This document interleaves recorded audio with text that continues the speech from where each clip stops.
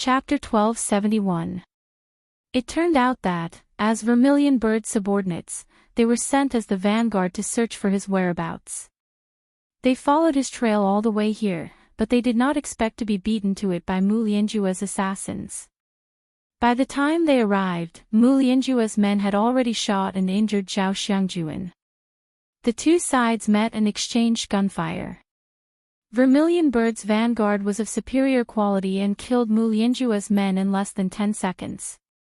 At this time, Zhao Xiangjuan was already on the verge of death. He only had one last breath left. They observed for a while and found that the man's thigh was hit by a bullet, but it was not fatal. What was fatal was the bullet that hit his lung. They had experienced too many casualties in their lives. After checking his injury and performing emergency treatment, they found that the bullet had penetrated the man's lung artery. Generally speaking, a bullet in the lung was the cruelest. A person would suffer massive bleeding from a bullet in the lung, resulting in pneumothorax. They would fall into a coma or even go into shock due to breathing difficulties. 2 to 3 hours later, they would die from respiratory failure due to the massive bleeding in the lung. There was no hope. This place was so backward that there was no way to treat such a wound. Yu asked, "Where is he? Where is he?" "In the house." As soon as she said that, she ran into the house like a madwoman. However, just as she stepped into the house, she vaguely heard a man's heavy breathing coming from the room. Lingling followed behind her. The mother-daughter pair rushed into the room, only to be stunned when they saw Zhao Xiangjuan lying on the bed and convulsing all over. They were stunned for a few seconds. Then, she let out a sorrowful scream. Her legs went weak as she stumbled to the bedside. "Ah Jun. Ah Jun, what's wrong with you?" "Father." Lingling pounced on him as well. She held the man's face in her hands, only to see that his eyes were rolled back and blood was foaming at the corner of his mouth while his breathing was rapid. He seemed to be dying. This realization was undoubtedly the end of the world for her. She felt as if she was about to be drowned out by an overwhelming fear. It was as if the sky was about to collapse. Zhao Linghua didn't know what had happened. She didn't know why Zhao Xiangjuan was injured, but seeing him constantly coughing up blood, she knew that this was a bad sign. She was so scared that she opened her mouth and began to cry. "Father! Father, what's wrong with you? Father!" Amid Lingling's sorrowful cries, Li Ru's body swayed. She almost blacked out and fainted. She held on to the bed, still unable to calm her emotions. She did not know any medical knowledge, but looking at Zhao Xiangjuan's condition, she knew that it was over. He could not be saved. Li Ru's heart was filled with grief. She threw herself onto Zhao Xiangjuan and burst into tears. Li Ru and Zhao Xiangjuan had always been very loving. The two of them were introduced to each other by their families. Li Ru admired Zhao Xiangjuan's honesty, and Zhao Xiangjuan loved her very much. She had also imagined countless scenes of life and death, but she never thought that one day, she would lose him under such circumstances. The most painful thing in the world is the separation of life and death. Chapter 1272. Yu and Lil Pi rushed into the house and smelled the pungent smell of blood. He walked to the bed and saw the blood on the man's lips. He was stunned. Li Ru was on the verge of breaking down. She hugged Zhao Xiangjuan's shoulders tightly and cried. Lil Pi surrounded Zhao Xiangjuan and their eyes were red. Yu, who was standing at the side, could not bear it and instantly felt extremely guilty. Dowdy glanced at him all of a sudden. He took a step forward, clenched his fists, and punched Yu's body. "Give me back my father. Give him back to me, give him back to me." Lil Pi cried and punched him. He was so weak that it was pathetic. Yu did not dodge. He was also very sad. Even he did not expect this to happen. How did this happen? Yu mumbled in confusion. It's all your fault. It's all your fault. Lil P collapsed on the ground and wailed. He rubbed his eyes and his face was wet with tears. Li Ru and Lil P were also in tears. Red Sparrow received news that the man had been found. She immediately rushed over with her men after receiving the coordinates. It was already dawn. When Red Sparrow arrived, she saw that the Zhao family had already started to prepare for the funeral. People were coming in and out. Li Ru had to pull herself together and start to prepare for the funeral. Zhao Xiangjuan had already passed away. Yu sat at the door with a gloomy face. Red Sparrow raised her hand and gestured for her men to wait for her orders. She walked to Yu and squatted down. President Yun, I'm sorry I'm late. Yu's eyes were gloomy as he lowered his head without saying a word. The vermilion bird was slightly startled. She could not help but reach out and gently place her hand on his shoulder. Yu suddenly raised his hand and held her hand tightly. President Yun, Red Sparrow was stunned and looked at him in surprise. Colonel Vermilion Bird, where have you been? Yu gripped her fingers tightly and looked up with a cold expression. Her clear eyes showed no emotion. There was only coldness. Why can Mu Lianjua's men chase us here, but you can't? Yu's voice was cold. He looked at her angrily and reprimanded, tell me the reason. The Vermilion Bird was stunned. Although this child was young, the aura he exuded was extremely oppressive and domineering. She was slightly shocked. Are you really going to give your all in this operation? Yu said coldly, don't tell me, Colonel Suzaku, you're worse than those people. I'm very disappointed in you. I'm sorry, President Yun. This time, it's my fault. Vermilion Bird lowered her head in guilt. Yu said mercilessly, reflect on yourself when you get back. Red Sparrow said firmly, yes. She carefully observed his expression and asked in a low voice, President Yun, I'll bring you back now. No. Yu replied. Yu sighed. I'll go back after attending the funeral. She replied, okay. The news reached the Mu family. Mu Yaja was relieved to know that they had found Yun Tianyo's whereabouts. He heard that the child was safe and only slightly injured. He would be staying there to recuperate for a few days. Once he recovered, Vermilion Bird and the rest would escort him back. Gong Jia had sent more men, and Luca and Njia were on their way. Chapter 1273. When Mu Yaja arrived with Yun Shishir, Xiao Yichen was lying on the bed. His face was pale and lifeless. The moment he woke up, he made a fuss about getting out of bed. It was only when he received news that Yu's whereabouts had been found that he felt at ease. He obediently lay back on the bed and drank some porridge. The doctor said that the wounds on his body were only superficial and did not affect his muscles or bones. It was just that the wounds were infected and were not treated in time. As a result, they became inflamed and caused a high fever. Fortunately, Xiao Yichen's physical fitness was strong. After a night of rest, his fever quickly subsided. As for the reason why he fainted, it was because he had exhausted too much of his energy. He only recovered some of his vitality after taking a few bottles of nutrient fluids. The doctor could not help but marvel at this child's good physique. Yun Shishir walked into the ward and slowly walked to his bedside. She lowered her head and carefully sized up Mu Yichen's pale face. Mu Yichen heard movement and slowly opened his eyes. When he saw Yun Shishir, his cracked lips moved and two words escaped from his mouth. Mommy, his eyes instantly reddened. When the mother and son met again, it felt like a lifetime had passed. They had been apart for a few days, but it felt like a century had passed. Yichen. Yun Shishir gently hugged his shoulders with reddened eyes. She did not dare to use too much strength for fear of hurting his wounds. When she thought of how he had suffered so much because of her, her heart ached even more.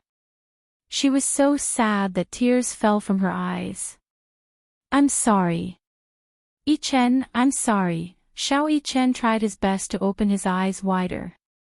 He lifted his heavy hands and hugged her shoulders. Mommy, I'm back. Yun Shishir hugged him a little tighter and choked out, Xiao Yi-Chen, Mommy missed you so much. Little Yi-Chen's expression changed a little as his eyes reddened all of a sudden. He could not hold back the tears that he had been desperately trying to hold back, and they gushed out of his eyes. He hugged her even tighter and rested his head on her neck. He said sadly, Mommy, Xiao Yi-Chen missed you too. Mu Yaja slowly walked to the bedside and sat on his side. He wrapped his long arms around the mother and son and pulled them into his embrace. The three of them hugged each other tightly. For the first time in his life, Mu Yi-Chen had the urge to cry. He had never felt this way before. The warmth that was injected into his heart flowed along with his blood, causing his originally cold limbs to gradually warm up. Xiao Yi-Chen suddenly raised his head and smiled at Mu Yaja. Daddy, Xiao Yi-Chen listened to me and protected Mommy and little brother well. Mu Yaja looked at the little fellow with a complicated expression. He looked at his pale face. He did not know what the two children had gone through along the way. Even Xiao Yi-Chen, who had always been strong, was exhausted. For a moment, he had mixed feelings. Relief, pity, guilt, and self-blame, all of them welled up. Looking at Xiao Yi-Chen's proud little face, Mu Yaja could not help but laugh. This little fellow. He did not disappoint him. At such a young age, he already had such great responsibilities. Therefore, he was not stingy with his praise. Xiao Yi-Chen, you did well. When Xiao Yi-Chen heard this, he could not help but smile in surprise, revealing his neat, snow-white teeth. Chapter 1274. Daddy rarely praised him. No matter what he did, he rarely received Daddy's approval and praise. This was just a few pieces, but it was undoubtedly the highest praise for him. Xiao Yi-Chen was greatly encouraged. What do you think? Mu Yaja's eyes flashed with a smile, but his gaze was full of admiration and approval. Mu Yi-Chen's face couldn't help but turn slightly red. To him, Mu Yaja's praise was the highest praise for him. In his heart, he felt a little bit of a sense of accomplishment because he received Mu Yaja's approval. Daddy, this is what I should be doing. Protecting Mommy is also my responsibility, isn't it? He licked his dry lips and suddenly smiled as he said that. Mu Yaja couldn't help but reach out and ruffle his hair lovingly. The warmth from his palm was so real. Mu Yi-Chen was extremely greedy for this warmth and closed his eyes contentedly. Daddy, Mommy, when are we going to bring little brother home? Yun Shishir gently rubbed his little hand and gently coaxed, when you're better, we'll bring you home together, okay? Mu Yi-Chen immediately said, I'm already better, there's no problem. I can get out of bed and walk around. Yun Shishir didn't know whether to laugh or cry. She reached out and scratched his upturned nose bridge with her finger. She rebuked, little idiot, you're so badly injured. You should rest in bed for a few more days, okay? Mommy will accompany you. Mu Yi-Chen was a little happy. When he heard that Yun Shishir wanted to accompany him, his face couldn't help but turn red. He was a little shy. At the same time, it was a dreamlike surprise. Growing up, he didn't lack for anything. Basically, no matter what he wanted, he could have it all with just a word. As the future successor of the Mu family, he was born with a golden spoon in his mouth. Since then, he had been doted on by everyone. Everyone in the Mu family revolved around him. Naturally, he didn't lack anything. If he had to say what he lacked, the only thing he lacked was companionship. Sometimes, he really envied children of the same age who could have so much companionship. When he first entered kindergarten, Mu Yi-chen had to admit how jealous he was when he saw the children running towards their parents who had been waiting outside the school for a long time and throwing themselves into their arms. Every time this happened, he would imagine when he would be able to see his daddy and mommy standing together at the school gate, patiently waiting for him. But every time, he was greeted by a cold car. What he wanted was the company of his parents. For ordinary children, the company of their parents was often very simple and easy to obtain. However, for someone of his status, this request seemed so extravagant that he could only look forward to it. In fact, every time he received those expensive gifts, he wanted to throw them on the ground and tell his daddy, "This is not what I want. What I want is for you to accompany me. Even if it's just a little bit of time every day." His biggest wish was that his daddy could spend more time with him every day, just a little bit more. Although this thought was a little greedy, it was his most sincere wish. However, it was different now. He had a mommy. Mommy would accompany him and patiently care for him by his bedside. She would peel fruits for him, cut them into small pieces and patiently feed them to him. Chapter 1275. A child's world was so simple. What they wanted was usually very simple. At the thought that his mommy would be by his side for the next few days, Mu Yi-chen's heart leaped with joy. He even felt that it was quite worth it to get such treatment in exchange for all his injuries. When he thought about how he had gotten injured in the past during the special training camp and how he had pulled through in the end, he really felt a little pitiful when he thought about it. Humph. Sometimes, this daddy of his was really lousy. Mommy is still the best. As he thought about this, he couldn't help but put his thoughts on his face as he snuggled up in Yunshusher's arms. At the same time, from the corner of his eye, he lightly glared at Mu Yaja, as if to say in disdain, "Mommy still loves me the most." After saying this, he didn't forget to stick out his tongue at Mu Yaja provocatively. Yunshusher didn't know whether to laugh or cry, but she couldn't help pinching his cheeks. This kid had only been with Yu for a short period of time, but he had also become so clever. In the past, no matter what, he would never have said such a thing. Mu Yi-chen beamed with joy and hugged Yunshusher tightly, completely ignoring Mu Yaja. Mu Yaja felt that he had been left out. This kid. Mu Yaja chided in his heart, but in the end, from the bottom of his eyes, there was a rare doting and playful look that was rarely seen. The most bland happiness was nothing more than this. He thought in his heart. Mu Yi-chen suddenly thought of something and his good-looking brows suddenly raised slightly. He lifted his little face and whispered into Yunshusher's ear, "Mommy, when are you going to give birth to a younger sister for me?" When these words entered Yunshusher's ears, her face immediately flushed red. She pursed her lips, obviously a little shy. Mu Yi-chen's question had really caught her off guard and she was completely unprepared. Mu Yaja didn't hear what Mu Yi-chen whispered into Yunshusher's ear. He only saw her face change, as if she was a little embarrassed. Yunshusher rebuked and poked Mu Yi-chen's head. She laughed and said, "What are you thinking about all day long? Mommy, are you shy?" Mu Yi-chen looked at her, black and white eyes, bright, shining with a naughty luster. Yunshusher blushed when she heard this. Mu Yaja glanced at him and couldn't help but ask, "What were you whispering about?" Before Mu Yi-chen could say anything, Yunshusher immediately said, "Don't tell him." Mu Yaja's eyes narrowed dangerously as he swept his gaze over Yunshusher and Xiao Yi-chen. In reality, Mu Yi-chen had always wanted a younger sister. He had even fantasized that if he had an adorable younger sister, he would definitely dote on her to the core and give her a lot of love. He would treat her like a little princess in the palm of his hand and make her happy and blissful. Perhaps this had something to do with his personality. Xiao Yi-chen had been instilled with strict teachings since he was young.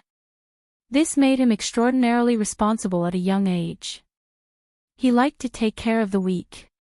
He wanted a younger sister because he had seen a pair of siblings outside an ice cream shop. The older brother was very tall, about 1.8 meters tall, while the younger sister was as small as a bean, riding on the older brother's shoulder. Chapter 1276. However, it wasn't difficult for him to see her dependence on her brother. Her brother had been carefully protecting her from the start. The doting and gentle look in his eyes made the entire scene seem very loving.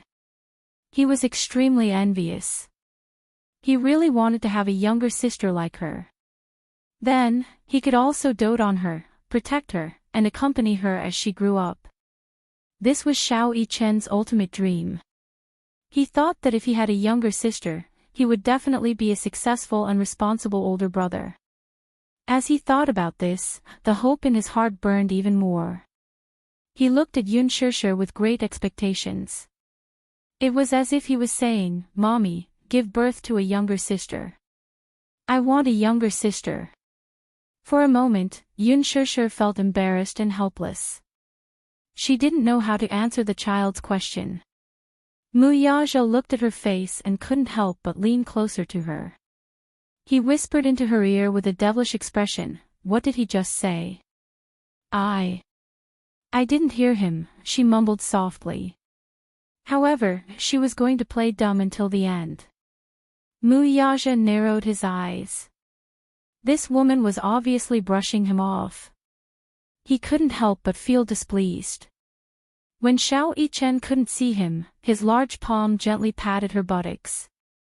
There was a hint of danger in his voice as he said, "Speak." Yun Shishir was so angry that she was at a loss for words. How could this man be so vile? Was he trying to take liberties with her in front of the child? Xiao Yichen didn't see Mu Yaja's little movements. However, he caught the hint of anger in Yun Shishir's eyes when she looked at Mu Yaja. He said angrily, "Daddy, you're bullying mommy again." Mu Yaja was speechless. This brat is so biased. His little love rival. Mu Yaja scolded him in his heart. It seemed that in the future, not only would he have to compete with Yu for Yun Shishir's affections, but even this kid would have to join the battle. As sons, they all sided with their mother. Right now, both sons were protecting their mother without exception. Mu Yaja could not help but feel sour in his heart. He narrowed his eyes and couldn't help but think that it would be great if he had a daughter. It was said that daughters were their father's little lovers in their previous lives. Daughters always loved to stick to their fathers. Mu Yaja was also looking forward to having a little princess. Speaking of which, the Mu family had always been patriarchal. In the Mu family, a mother's status depended on her son. Although some words were unpleasant to hear, the idea of valuing sons over daughters had never changed in the Mu family. A son was more precious than a daughter. Especially in a prestigious family like the Mu family, the status of having a son is different from those who have daughters. Putting everything else aside, Mu Xing's third concubine had given birth to a daughter for her first 2 pregnancies. When she was pregnant with her 3rd child, she panicked and did a checkup to find out that it was still a daughter. Gritting her teeth, she stomped her feet and aborted the child. For the 4th time, a son finally came. Only then did he heave a sigh of relief. Although it was ironic, this was a common phenomenon among the noble families. Take the Song family, for example. Back then, Jiang Qiming was able to join the Song family not only because of her maternal family's influence, but also because of Jiang Yishan. After Jiang Yishan married into the Mu family, the Jiang family received a lot of favors from the Mu family, and their status in the capital rose accordingly. After Jiang Qiming joined the Song family was dissatisfied with this daughter-in-law. Chapter 1277. In the end, Song Jinghua married Jiang Qiming. When Jiang Qiming first married into the Song family, Madame Song said that she hoped that she could bear children for the family. When these words entered Jiang Qiming's ears, she felt a little upset. She felt that she had become a fertility machine after marrying into the Song family. Before she married into the family, she heard that Madame Song was famous for favoring sons over daughters. Jiang Qiming had carefully inquired about it. At that time, Madame Song said to her, "Sons and daughters are the same. They are all the blood of the Jiang family and are Jinggua's flesh and blood. Even if you give birth to a daughter, I will still treat and love her as my precious darling." Jiang Qiming successfully got pregnant after a year of marriage with Song Jinggua. However, when the doctor told Madame Song that Jiang Qiming was pregnant with a girl, Madame Song's expression changed immediately. Jiang Qiming had secretly heard a conversation between Madame Song and Song Jinggua. Madame Song secretly blamed Jiang Qiming for not being able to bear a son and scolded her constantly. What was even more ridiculous was that Madame Song actually said at the end of this conversation, "Jinggua Qiming's stomach is disappointing. If she can't bear a son for the second time, you should take in another concubine. The Song family can't lose its roots. There are 3 ways to be unfilial, but having no descendants is the worst. Mom still hopes to carry a grandson." From then on, Madame Song's attitude toward Jiang Qiming changed a little. When the child was born, it turned out that it was a boy. It turned out that there was a mistake in the paternity test. When Madame Song saw that she had given birth to a son, she was surprised and overjoyed.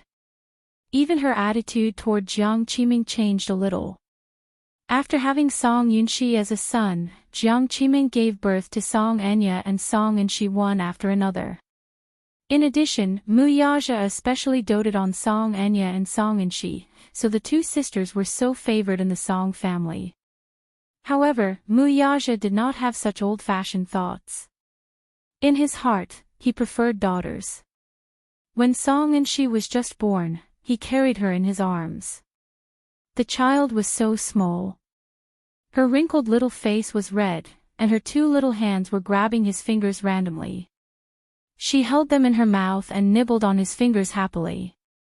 When Song Yunxi's eyebrows matured a little, she entered his eyes and received more love from him. Every time he held this squishy little ball in his arms, he would fantasize that he could also have a daughter like this. Small, soft, cute, beautiful, who liked to stick to him and play in his arms. Just thinking about it made him feel so happy. Unknowingly, this little princess complex is rooted in his heart. He always wanted a daughter, and son and sons as his thoughts. This was especially so when Yun Shishir, with her son's protection, could not help lifting her chin and glancing at him smugly. In his eyes, it was obvious that she was flaunting. The idea of having a daughter became even more restless. "Was Song's," he told her. He.s. 2's families of all of this Song family. This sentence made Yun Shishir's face look even more familiar. This father and son pair, she simply didn't know what to say. One of them said, "Give me a sister." The other said, "Let's have a daughter." The father and son were the same. How could they have a daughter just because they wanted one? How many people wanted to have a son but ended up with a daughter? Chapter 1278. So many people hoped for a daughter, but in the end, they gave birth to a son. Some things, the more one thought about it, the harder it was for them to come. Giving birth to a son or a daughter depended on fate. You couldn't just get what you wanted.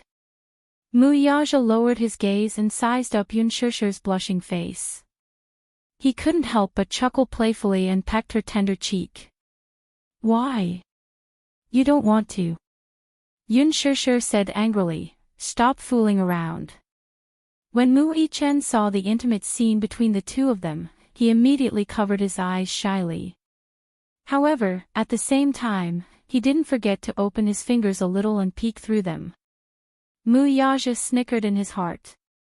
This kid might look silly and adorable on the surface, but in reality, he could be very sly at times. The father and son looked at each other silently, their gazes secretly challenging each other. "Daddy, what were you whispering to Mommy just now?" Mu Yajia snorted coldly. His sexy lips opened and closed as he said, "It's a secret." Xiao Yichen was angry. He puffed up his cheeks and glared at him angrily. Yun Shishir was amused by the confrontation between the father and son. What a pair of clowns. She thought to herself, but she also found it interesting. When Mu Yichen saw Yun Shishir laughing secretly, he immediately looked at her with an aggrieved expression. Mommy, Daddy is bullying me. Yun Shishir didn't know whether to laugh or cry. Mommy, hug. Xiao Yichen looked like he was going to pounce into her embrace. However, Mu Yaja suddenly leaned forward and stood in between them. He took the opportunity to pull Yun Shishir into his embrace. Xiao Yichen bumped into his hard back unexpectedly. He held his forehead in pain and looked up, only to see the provocation in Mu Yaja's eyes. Yun Shishir. Xiao Yichen looked resentful. Daddy. Let go of my mommy. Mommy is mine. She's mine. It's mine. Mine. Xiao Yichen glared at him angrily.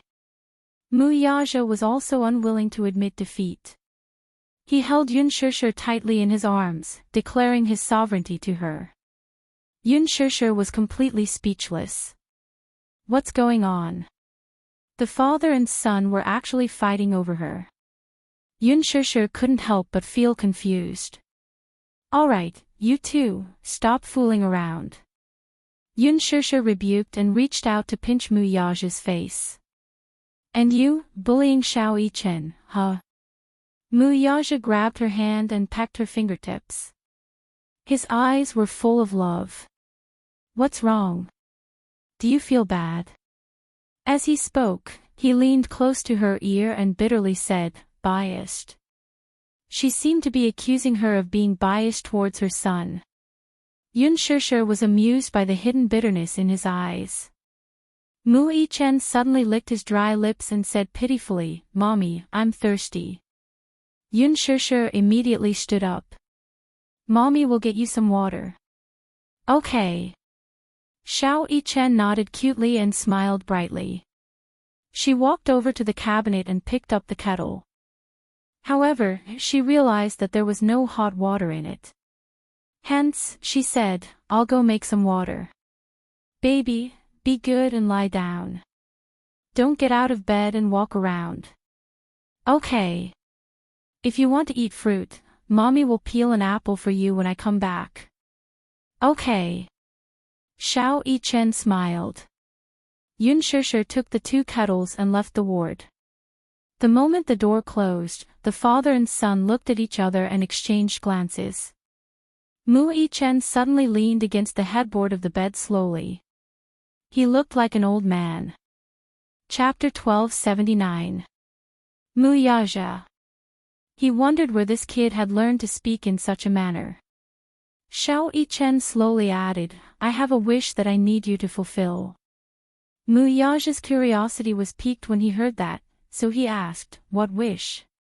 Work harder. I want Mommy to give birth to a little sister for me. Xiao Yichen spoke the truth. Mu Yaja couldn't help but laugh. This kid had the same thoughts as him. Xiao Yichen had no idea what Mu Yaja was thinking. He casually said, I want a little sister. Daddy, you have to work harder and fulfill my wish as soon as possible. Mu Yaja asked, is that what you said to Mommy? Ah-ha. Xiao Yichen paused for a moment before he nodded and said, I told Mommy that I want a little sister. Mu Yaja muttered, Mu Yichen suddenly thought for a moment and couldn't help but ask, Daddy, there's something I've wanted to ask you for a long time. Mu Yaja glanced at him quietly and asked, what is it? Xiao Yichen chuckled and leaned forward. He smiled and asked, where did I come from? Mu Yaja was taken aback. Whether it was a child or not, they would ask this question. Why didn't he ask this question when he was young? Xiao Yichen noticed that he was silent for a long time and couldn't help but urge him. Daddy, is this a difficult question? Tell me. Tell me, tell me. Mu Yaja glanced at him and gave him an ambiguous answer. You came from your mommy's stomach. Xiao Yichen furrowed his brows when he heard this. he didn't quite understand. He didn't quite understand. He knew that he came from mommy's stomach. He had seen pregnant women with big bellies before. At first, when he saw those women's bellies swollen like balloons, he was a little surprised and thought that they were sick. However, the teacher replied that the reason why those women's bellies were so big was because they were pregnant with babies. Xiao Yichen couldn't help but feel amazed. Therefore, he also understood that when he was young, his mommy's belly must have swollen like those women. When she was pregnant with him, his mommy must have been very tired. A child's world was so pure and innocent, and their thirst for knowledge was so strong. Mu Yichen knew that he came from his mommy's stomach. But what he didn't understand was how he came to be in his mommy's stomach, and how he came out of her stomach. Thus, he asked the question in his heart, "Daddy, then answer me. How did I get into mommy's stomach?"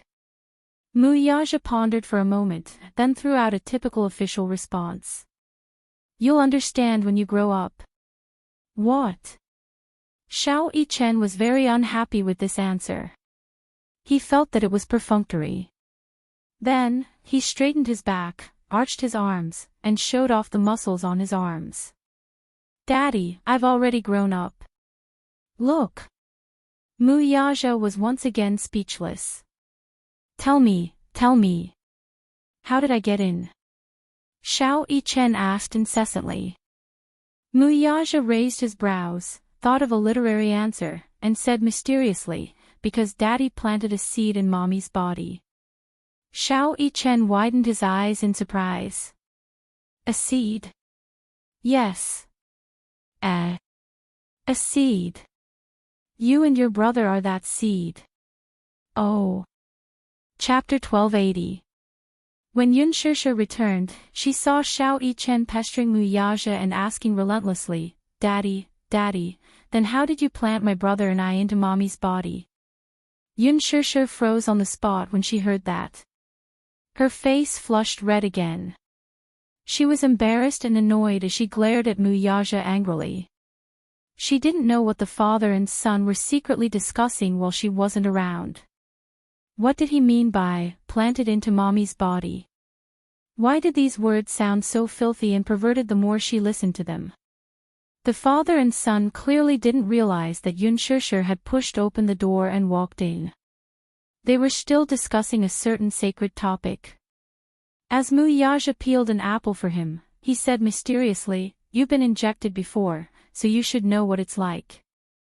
"Yes. I know." Xiao Yichen nodded his head vigorously, his face full of curiosity. Mu Yaja said in a low voice, "It went in just like that."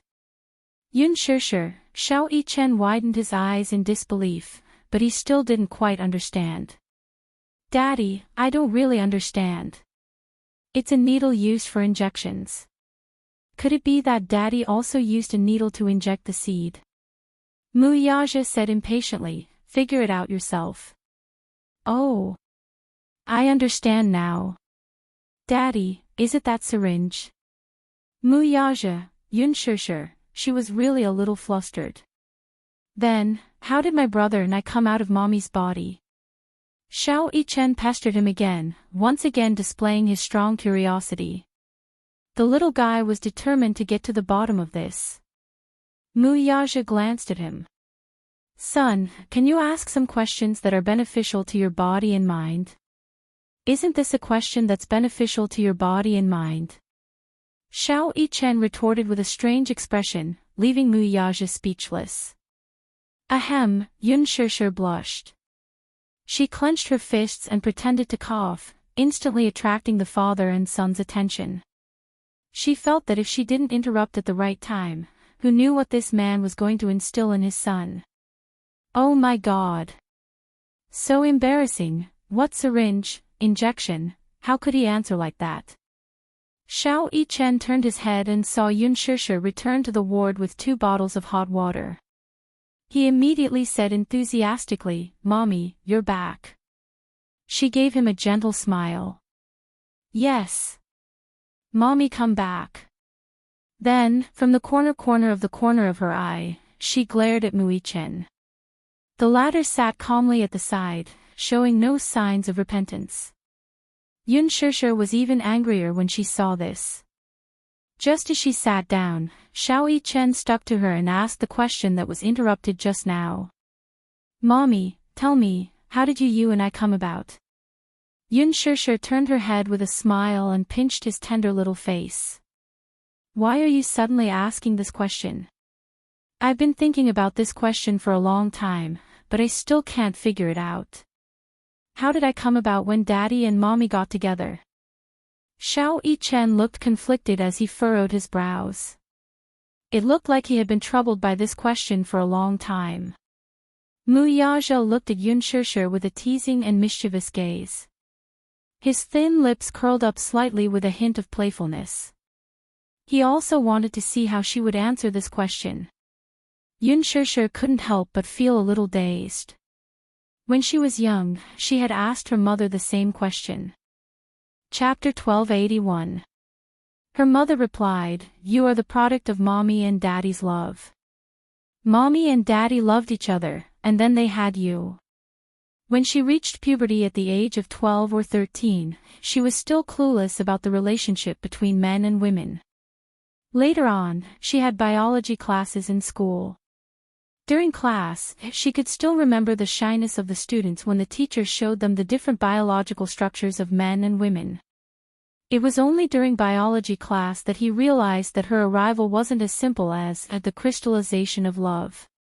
Hence, Yun Shishir explained to Xiao Chen, "Baby, have you seen a tadpole before?" Xiao Chen nodded and said, "Yes, I have. A tadpole is small, black, and has a long tail. It's very cute. In the beginning, you were just tadpoles in Daddy's body." Xiao Chen widened his eyes in surprise. I'm a tadpole in Daddy's body." As he spoke, his curious gaze landed on Mu Yazhou, sizing him up from head to toe. He wished his eyes could see through the man's body as he widened them so much that they could penetrate his body. Mu Yazhou was silent. This explanation was very good. It was very vivid. Yun Shishir continued to explain, "After Mommy and Daddy got together, the tadpole in Daddy's body swam and swam and swam into Mommy's body." As soon as she finished speaking, Mu Yazhou couldn't help but chuckle. Yun Shishir blushed and flew into a rage out of humiliation. She looked up and glared at him angrily. "May I ask if you have any objections to my explanation?" Mu Yazhou regained his serious expression and said, "No." Yun Shishir covered her face in vexation.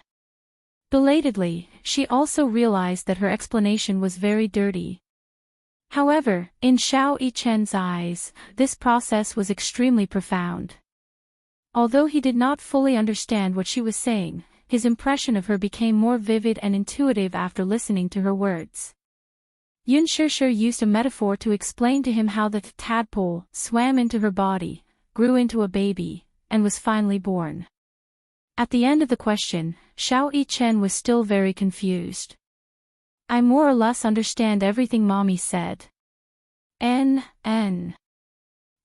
Chen is the best." Xiao Chen suddenly threw out a very thorny question. "The point is, am I not a little tadpole? What I don't understand is how I swam from Daddy's body to Mommy's body." Yun Shishir and Mu Yazhou were stunned.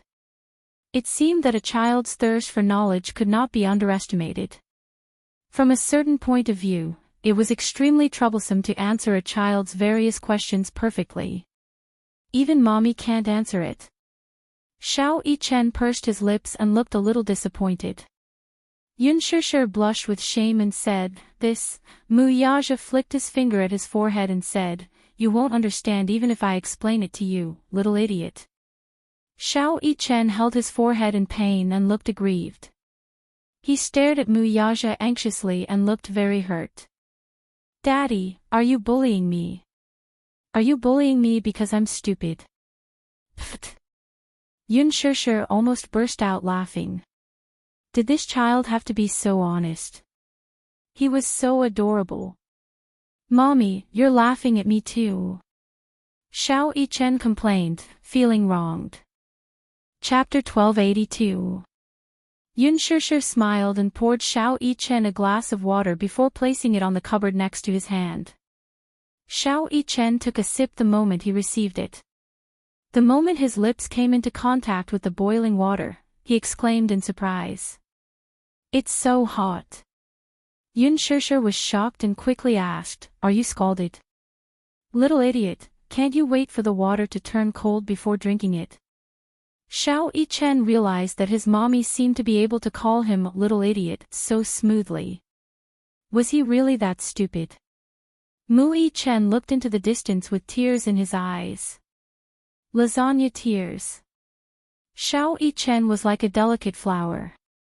He blinked innocently and acted coquettishly at Yun Shishir. It scalded in my mouth. Mommy will blow on it. He seemed to have forgotten that during his survival training in the wild, when he was trapped in the snow with no food or water, he would directly grab the snow on the ground and stuff it into his mouth, let alone boiling water. However, when it came to Yun Shishir, he was no longer as imposing as before. Instead, he was as soft as a delicate flower bud, making people want to love him tenderly. Yun Shishir immediately cupped his face in her hands and gently blew on the corner of his scalded lips. You're really scalded. Baby, does it hurt? Yun Shishir's heart ached. Mu Yaja chillingly said, He's not that delicate. When Xiao Yichen heard this, he felt even more wronged as he snuggled into Yun Shishir's arms. At the same time, he shot a provocative look at Mu Yaja. Mu Yaja was furious. This brat was clearly provoking him. Yun Shishir glared at him. Why don't you try getting scalded? You only know how to make sarcastic remarks. Mu Yaja was speechless. That's right. Daddy only knows how to make sarcastic remarks. He doesn't care about her at all. Humph. Xiao Yichen followed behind and fanned the flames. Mu Yaja's face turned completely cold. It was as if a layer of snow had covered his face in the middle of winter, chilling one to the bone. Suddenly, a series of slow footsteps came from outside the door. Then, the door of the ward was slowly pushed open. Mu Sheng, in his hospital gown, stood at the door. The moment the door was opened, the wind from the window blew into the huge ward and brushed against his clothes. With the wind blowing, his clothes fluttered, making him look even more frail and boneless. He narrowed his eyes slightly and looked in the direction of the hospital bed. The scene of the three people joyfully and harmoniously fell into his eyes. Mu Xing looked at Yun Shishir unblinkingly. He did not dare to make a sound to disturb them. He only stood in a remote corner and watched quietly. He was content. He felt extremely guilty towards Yun Shishir from the bottom of his heart. This child, because of him, must have suffered a lot of grievances and hardships. If it wasn't for her, her life would have been very ordinary and peaceful. Now, however, because of him, she had suffered so much injustice. When he thought of this, he could not forgive himself. Don't even dream of getting her forgiveness. Xiao Yichen raised his head and suddenly noticed someone standing at the door of the ward. He widened his eyes and was stunned when he saw Mu Xing standing at the door. Great Master, he called out subconsciously. Yun Shishir was stunned. She could not help but follow his line of sight and look behind her. When she saw that it was Mu Xing, her face turned cold in an instant. Why are you here? His voice was cold and distant. It was obvious that he was very resistant to his arrival. Chapter 1283. He rubbed his hands nervously and looked at her in shame. His old and haggard face could not hide the guilt he was feeling. I'm here to see the children. Is that okay? He asked carefully. He had let go of all his arrogance and pride to appear so humble. His careful probing tone was as weak as a cicada's wing. Fear was written all over his face. He was afraid that she would heartlessly reject him. Yun Shishir looked at him coldly. Her eyes flickered and she took a deep breath, but she still took a step back. Sure. As an old man and Mu Yichen's great-grandfather, it was understandable that he wanted to come in to see the children. She had no right to stop him. Previously, her attitude towards him was all because when she saw him, she thought of the two children whose life and death were uncertain. Her heart was filled with hatred. If it wasn't for this foolish old man, perhaps the two children wouldn't have fallen into such a dangerous situation. She hated his foolishness and his blindness. She hated that because of him, her mother had passed away at a young age. She hated that because of him, she had suffered so much. However, now that she knew that the two children were safe, her hatred for him had more or less subsided. She was not a magnanimous person, but she knew very well that even though this old man had committed many mistakes and made many foolish choices in his life, he was, at the very least, Mu Yaja's grandfather and Mu Yichen's great-grandfather. However, the bond of blood was difficult to erase. Moreover, this pitiful old man had one foot in the grave. Even if she could not forgive him, she would not blame him too much, either. Seeing her consent, Mu Xing was startled. Leaning on his cane and supported by the nurse, he slowly walked into the ward. His footsteps were heavy and slow.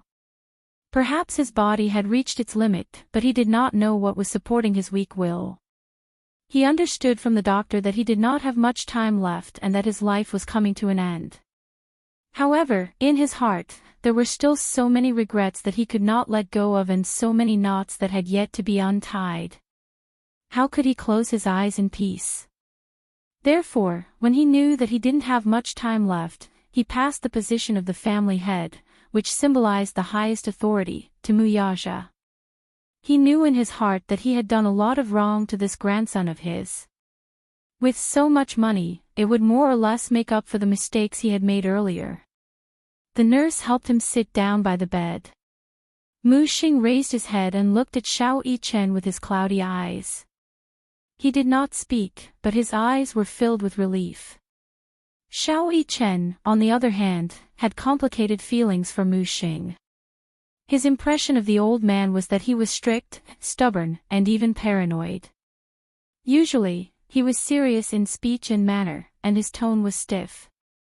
When he looked at people, his eyes were as sharp as an eagle's, extremely piercing. Somehow, he felt that the old man was difficult to get close to. Hence, ever since they were young, he and Mu Xing were indeed a little distant. Even if Mu Xing wanted to get close to him, he would stay far away from him. Now, however, the little guy suddenly felt that this great-grandfather of his was quite pitiful. It was an indescribable feeling, especially when he saw the old man's eyes when he looked at Yun Shishir. There was hope, guilt, self-blame, regret, heartache, and annoyance. Chapter 1284. Mu Xing's arrival caused the warm atmosphere in the ward to turn cold all of a sudden. Mu Yaja looked at him and asked calmly, "Grandpa, you're not feeling well. Why did you get out of bed?" Mu Xing sighed. The high-spirited look on his face was gone. "I feel uncomfortable lying down all day, so I wanted to walk around. While I can still walk, I came to see the child." Yun Shishir was stunned, but her face remained cold and she did not say anything. These words sounded rather pitiful to the ears. Mu Yichen did not feel good when he heard this. Children were easily soft-hearted. In their naive world, they all hoped for a peaceful family and prosperity. Although he did not like this old man's stubborn and stern look in the past, looking at him now, he found him to be rather pitiful. In fact, he did not know about the feud between Mu Xing and Yun Shishir, so he could not help but feel soft-hearted. He said softly, "Grandpa, you're not feeling well. Go back to the ward and rest." Hearing this, Mu Xing's gloomy face was moved. His heart was filled with warmth as he said sentimentally, "Xiao Yichen, I'm here to see you. You've suffered such a serious injury. My heart aches and I want to sit and accompany you." Grandpa, my injuries don't hurt anymore. Xiao Yichen did not seem to mind. In fact, he was very good at enduring pain. If other children had his injuries, they would have cried and wailed, but he acted as if nothing had happened to him. After all, he had trained since he was young, and his willpower was extraordinarily tenacious. This was also the reason why Mu Yaja insisted on throwing him into the military camp for training when he was young. Boys should know how to endure hardships from a young age and train their willpower. Children nowadays were all spoiled and spoiled. They were too delicate. He did not want his son to be raised into a little princess. Boys should be trained. Hearing this, Mu Xing smiled and gently placed his wrinkled hand on the back of his son's hand. When Grandpa Mu was young, he had been in the army.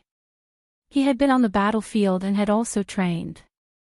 His hand that had held a gun before had a thick layer of calluses on it. Now that he was old, his hand was rough and coarse. It was painful to look at. Yun Shishir looked at him indifferently. Her face was expressionless, and her eyes were cold. Although she felt sorry for the old man and found him to be rather pitiful, how could he not be hateful when he was pitiful? There was a saying that went like this: a pitiful person must have a hateful side. It made sense. When this old man was young, he was also a person who could summon the wind and summon the rain. With such a prominent position, he could cover the sky with one hand. Just now, in ancient times, he was also a figure of a generation of warlords, generals, ministers, and even the monarch of a country. When he was young, he was swift and decisive, but when he got older, he became muddle-headed and made some mistakes. Her impression of him was all from her mother. Selfish, foolish, and cruel executioner. Other than that, there was no direct impression. However, although he wasn't the main cause of his mother's death and his brother's separation, he was a part of the reason. Hence, it was difficult for her to let go and forgive him. The pain of losing a loved one was still deeply ingrained in her heart. Although this wound had scabbed over with the passage of time, it was still unbearably painful when touched. An unintentional mistake was still a mistake. Chapter 1285. It did not mean that she could be forgiven just because it was unintentional. She was not magnanimous enough to forgive someone who had driven her mother to her death. Yun Shishir stood up abruptly and walked to the window. With her back facing the old man, she looked out the window. She did not want to see him even if it was just a glance. Mu Xing raised his head and looked at Yun Shishir's cold and resolute back view. His eyes were filled with grief and helplessness. He stood up and walked to Yun Shishir's side. He carefully reached out his aged hand, wanting to place it on her shoulder.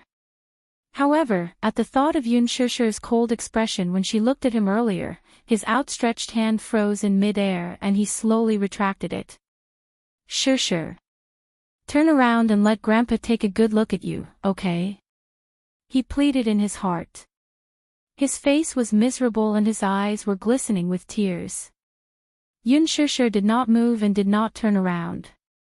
His heart was filled with misery as he pleaded again and again, Grandpa knows his mistake, it's really his mistake. Grandpa. Grandpa really doesn't ask for your forgiveness. I only ask that you give Grandpa a chance to make it up to you. Sure. Actually, Grandpa has been so many years. With a sigh, he reached out to hold her hand. Yun Shishir dodged him out of the blue, causing his hand to miss her. The corner of his lips twitched, and his face was instantly filled with grief. Tears actually rolled down his cheeks at once. He was an 80-year-old man. In his life, he had always been resolute. He had always been stubborn and arrogant. He had never shown such a weak side before. In front of Mu Yaja and Xiao Yichen, his face was filled with tears. He was so sad. At least give Grandpa a chance to make it up to you.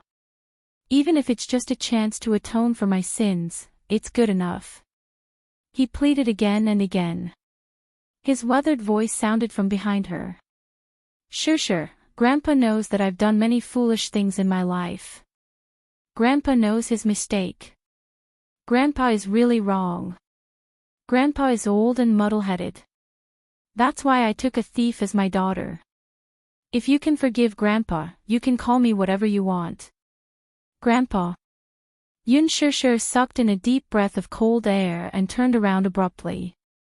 Her cold eyes pierced his body fiercely. However, she laughed mockingly and sarcastically said with an expressionless face, "You think you're qualified to call yourself my grandfather?" The old man stared at her with widened eyes in shock. "Do you know what my mother said about you?" She suddenly smiled cruelly and her face turned cold. "My mother said that you are a cruel executioner, a murderer who destroyed her life. It was you who destroyed her happiness. It was you who caused her to wander about in misery. She said that the Mu family was a dragon's lair and a tiger's den. She told me not to take a single step into it. She even said that the Mu family's Mu Sheng was the cruelest and most terrifying executioner in the world. You want me to forgive you? That's a big mistake." His face turned ashen at her words as he stared at her in disbelief. The emotions in his eyes fluctuated unpredictably. From the initial shock and astonishment, to the subsequent pain and disappointment, and finally, regret and heartache. He really did not expect that Qingqing, whom he had always doted on and treated as his own, would say such cruel words. Chapter 1286. Mu Xing felt waves of pain in his chest. His heart was already in a state of failure. Now that he was agitated by Yun Shishir's words, he froze and found it hard to move. His face alternated between green and white as his breathing quickened. He clutched his chest tightly, his face contorting in pain. Yun Shishir did not know what condition he was in. She thought that the old man was pretending to be pitiful to gain her sympathy. Was it useful to pretend to be pitiful? She would never forgive him. Thinking of her mother being buried in a sea of fire, Yun Shishir hated him even more. She said coldly, "You leave. I don't want to see you again." Mu Xing clutched his chest and did not move. He only bit his lower lip and looked at her with a face full of pain. Yun Shishir sized him up and asked, "Why? You're not leaving. You're not leaving, are you?" After a pause, her lips twitched, and she said expressionlessly, "Fine. If you're not leaving, I'll leave." With that, Yun Shishir turned around and walked toward the door. Mu Xing finally panicked. He hurriedly reached out to pull her, but halfway through, his whole body suddenly convulsed. He stiffened and collapsed to the ground. Seeing this, Mu Yaja was startled. He walked forward and supported him with his strong arms. Yun Shishir turned her head when she heard the strange commotion, only to see the old man fainting from anger. Her face stiffened at once. Mu Yaja lowered his head to look at the old man with a cold face. When he raised his head and met Yun Shishir's startled gaze, he lightly reminded her, "The old man's health is not good." Hence, he carried the old man in his arms and hurriedly left the ward. Yun Shishir furrowed her brows in a daze. Without thinking much, she subconsciously followed Mu Yaja's footsteps. By the time they arrived, Mu Xing had already been sent to the emergency room. The door was tightly shut, and Mu Yaja was sitting outside with a cigarette between his fingers.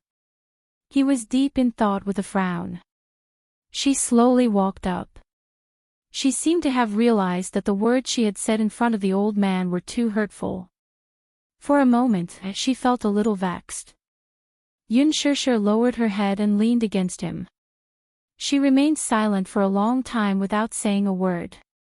The lights in the operating theater were switched on for several hours.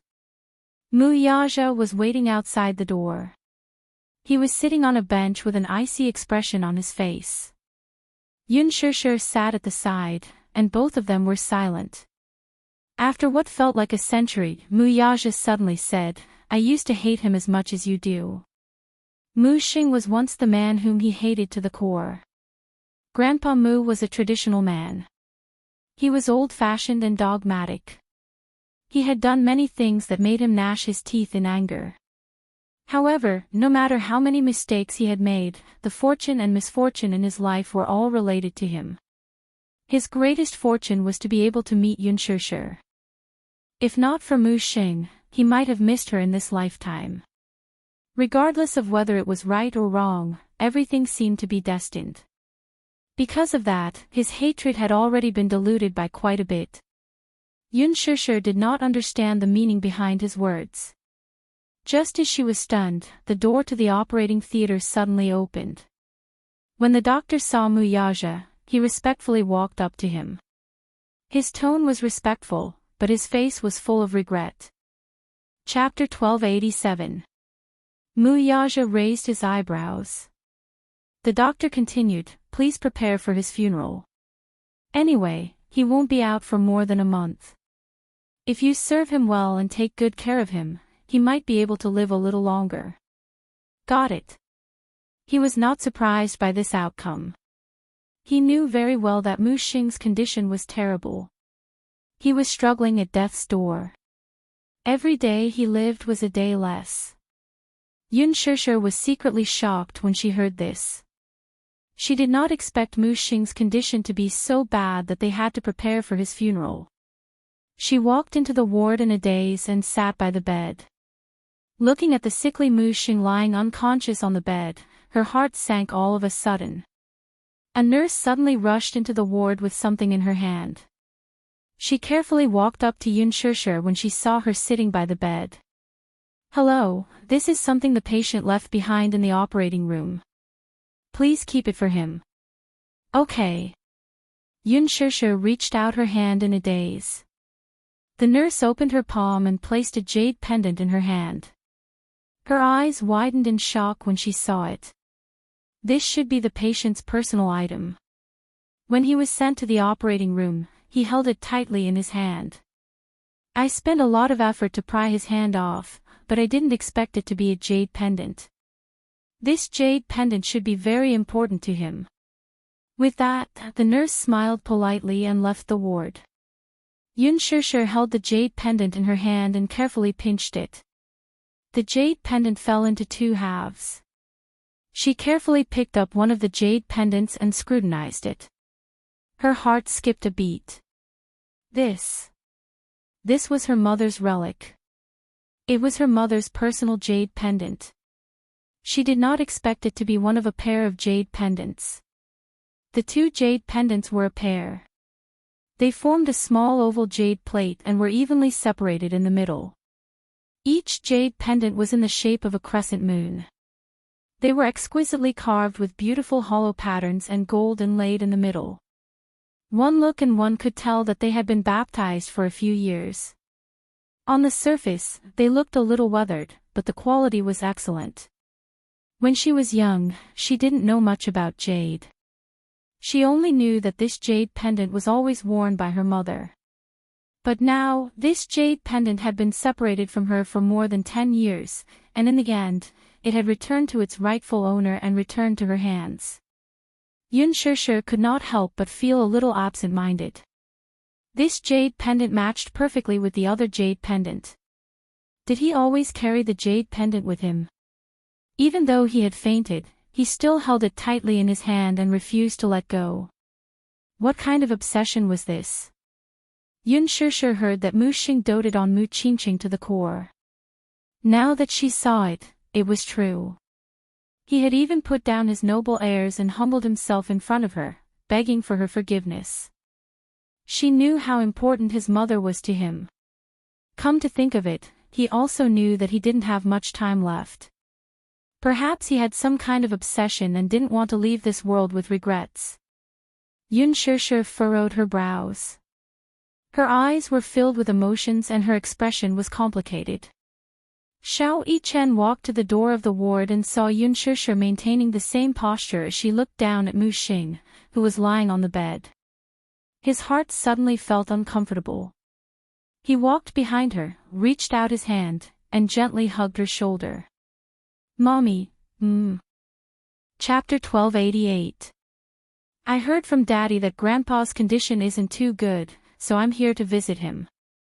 Yun Shishir hugged him in her arms and gently kissed his forehead. Xiao Yichen said, Mommy, let's take a family photo when little brother comes home, okay? He paused for a moment before adding, let's take a family photo with great-grandpa.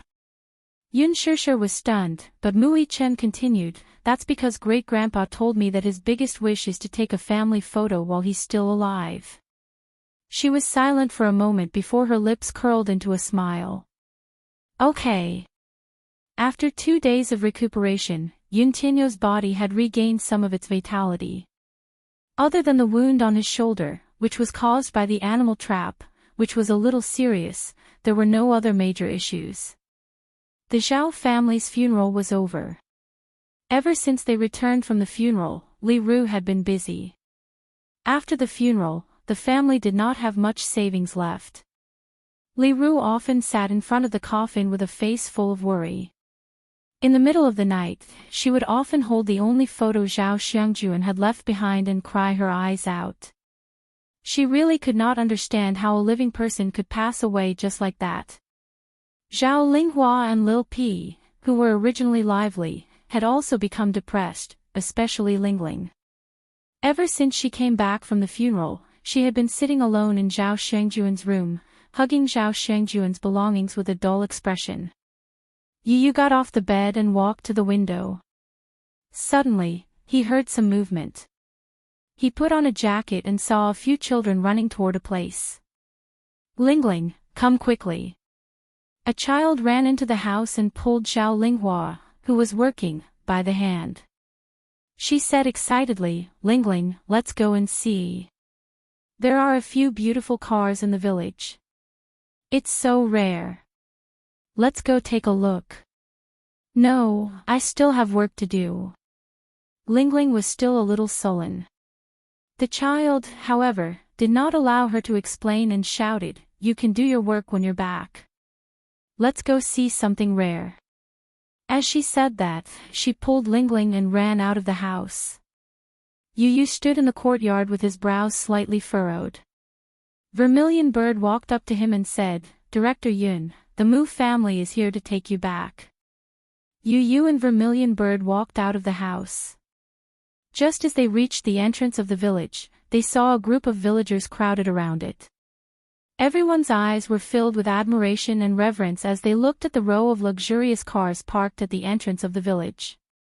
Everyone raised their heads and kept squeezing forward, just to get a closer look at the cars that they could only see on TV and see what they looked like. To the villagers of Anyang village, a car was a very rare thing. The villagers had never even seen an ordinary car before, let alone a Jeep or a Mercedes-Benz.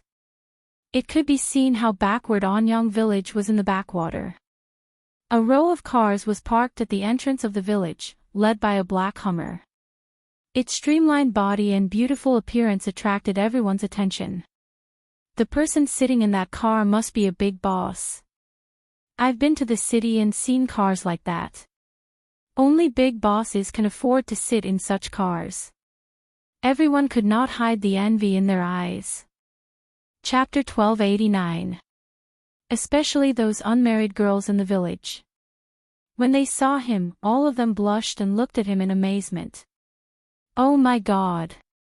This man is so handsome, just like the celebrities on TV. So handsome. Who is this man? Why did he come to our village? Look! Is he looking in my direction? Don't be so smug.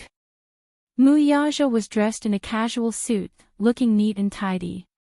One look and one could tell that he was either rich or respectable. Everyone guessed that this man must be a big boss from the city. Looking at his attire and his elegant and extraordinary temperament, it was obvious that he came from a wealthy family. How could an ordinary person have such an extraordinary temperament? Even though they were separated by a distance, the man's tall and handsome facial features, as well as his cold and noble aura, could not help but be deeply shocked even though they were dozens of meters away. There was an invisible air of nobility around this man. He was like a proud dragon that made people involuntarily submit to him. Such a person, no matter where he appeared, was like a god that could not be ignored.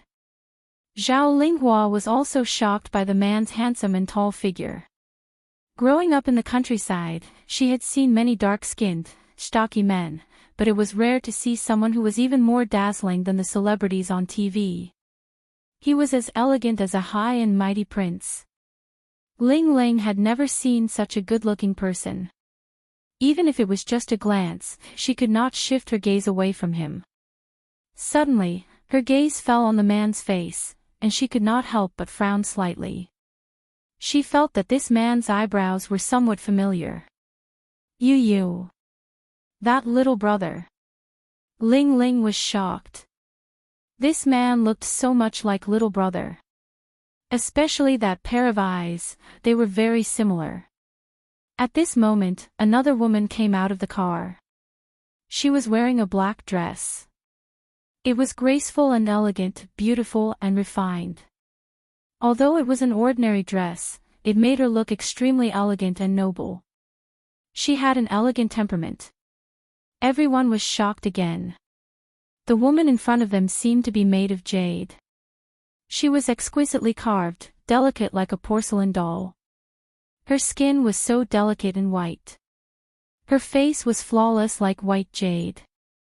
Her facial features were exquisite beyond compare. She was pure and beautiful. So beautiful, this woman is really beautiful. Look at her skin. It's so white and smooth. It's as beautiful as jade, her hair is so long and black, just like satin, her eyes are so beautiful. Just one look and my soul is about to be taken away by them. The girls in the city are really different. They take such good care of themselves.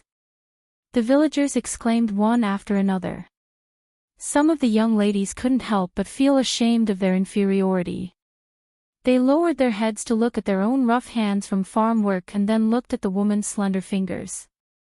Their faces couldn't help but darken. As soon as Yun Shishir got out of the car, she saw the villagers gathered at the entrance of the village. She couldn't help but be startled, and then she politely smiled at them. This smile was like 100 flowers blooming. Some people even felt a little dizzy. This big sister looks really good when she smiles, just like the beautiful princess dolls on TV. Chapter 1290. A few children surrounded Yun Shishir and chattered, their faces full of yearning. Yu was blocked by the crowd and couldn't see what was going on at the entrance of the village. He could only hear the sounds of exclamations coming one after another. Red Sparrow followed beside him. She was afraid that the crowd would squeeze him, so she lowered her body and hugged him with one hand while using the other to push the crowd aside. Her strength was really amazing. With just a wave of her hand, a burly man was pushed aside by her as if she was a rich girl. The man almost fell over. He turned around and was about to curse when he saw Red Sparrow's cold eyes. He was so scared that he immediately shut up. Red Sparrow was very tall, at 1.8 meters, and had an extremely domineering aura. When Yu saw this scene, he thought to himself, the women of Mercenary Paradise are really different. He thought that Lisa was already amazing enough. He didn't expect Red Sparrow to be one of the top female devils in Mercenary Paradise. His valiant martial strength, coupled with his pair of ice-cold eyes, was extremely frightening. Yu. Lingling's voice suddenly came from the crowd. When she saw Yu, her eyes widened and she hurriedly called out to him. The slightly urgent shout was so abrupt in the crowd that it startled Yun Shishir. Yu. She seemed to have heard a child call out Yu's name. Where was Yu? Yun Shishir hurriedly walked toward the crowd. Mu Yaja grabbed her and pulled her back to his side. What's wrong? Don't walk around. Mu Yaja glanced at Min Yu from the corner of his eyes. Why are there so many people around? Min Yu broke out in a cold sweat. He turned around and looked at the crowd helplessly. As soon as his car stopped, he heard someone in the crowd shout, "The big boss of the village is here." Not long after, the entrance was surrounded by the villagers who had heard of it. Chairman Mu, please wait for a moment. I'll go and evacuate the crowd. Min Yu said and walked forward with his men. Suddenly, a commotion broke out in the crowd. As the crowd dispersed, Yu Yu saw Mu Yaja and Yun Shishir. She was surprised and shouted, "Daddy, Mommy." When Yun Shishir heard the voice, she looked in the direction of the voice. When she saw Yu Yu in Zhu Kei's arms, her expression changed and she walked towards him with a smile. Mu Yaja also saw Yu Yu. He gently pushed aside the people in front of him and walked towards Zhu Quebec. Everyone was dumbstruck. When they regained their senses, the picturesque beauty had already hugged the child tightly in her arms. The man who looked unapproachable also walked over. He reached out and took the child from the woman's arms. Only then did everyone realize that these two people were the child's parents. Everyone was surprised. What a young father and mother. This woman looked so young. She was probably in her early 20s. She was so delicate that if it weren't for her mature appearance, one would think that she was a high school student who had just graduated. Then, look at this man. It was no wonder that this child was born with such an exquisite and handsome appearance. He had an elegant and noble temperament. It turned out that he had inherited his father's deep facial features and noble temperament. Chapter 1291. As for the other ladies, they began to feel jealous of Yun Shishir. She was young and beautiful, had such a handsome and wealthy husband, and had such a handsome and adorable son. She could be said to be a winner in life. Why didn't they have such a good opportunity? As for the men, they looked at each other. Daddy. Mommy. It was the first time that the villagers heard such a westernized term. This person from the city was indeed different. In the main hall of the Zhao family, Li Ru sat uneasily in her seat as she looked at the man and woman in front of her who were dressed in bright and beautiful clothes. She seemed to be a little restless. Lingling and Lil Pi were nestled next to her. They closed their mouths nervously and looked timidly at Mu Yaja and Yun Shishir who were sitting in the guest seat. Li Ru was secretly guessing their identities. Earlier on, she found out from Yu Yu that the handsome man in front of her was his father and the beautiful woman was his mother. Li Ru was extremely surprised. She had never expected Yu Yu's parents to be so young. Moreover, they were a perfect match and looked like aristocrats. Hence, she couldn't help but feel a little awkward sitting in front of them. She felt ashamed of her own inferiority. However, from a certain point of view, it wasn't that surprising. The first time she saw Yu Yu, she knew that his parents wouldn't be too bad if they could give birth to such a cute and handsome child. Now that she saw them, she was really amazed. When Yun Shishir saw Li Ru, she knew that this simple and honest woman in front of her was the one who saved her son. She hugged her gratefully and thanked her again and again. Li Ru was trembling with fear. She didn't even dare to hold Yun Shishir's hand for fear of dirtying it. Yun Shishir didn't know what she was thinking. She held her hand and smiled gently. This made Li Ru feel an inexplicable sense of inferiority. She hurriedly welcomed them into the house. Li Ru served them tea and said carefully, "It's just plain tea. I hope you don't mind. You're too polite." Yun Shishir smiled. Li Ru's face turned even redder. She rubbed her hands on her apron and returned to her seat. However, she seemed inexplicably uneasy. Lingling suddenly said sincerely, "Yu Yu, your mother is so beautiful."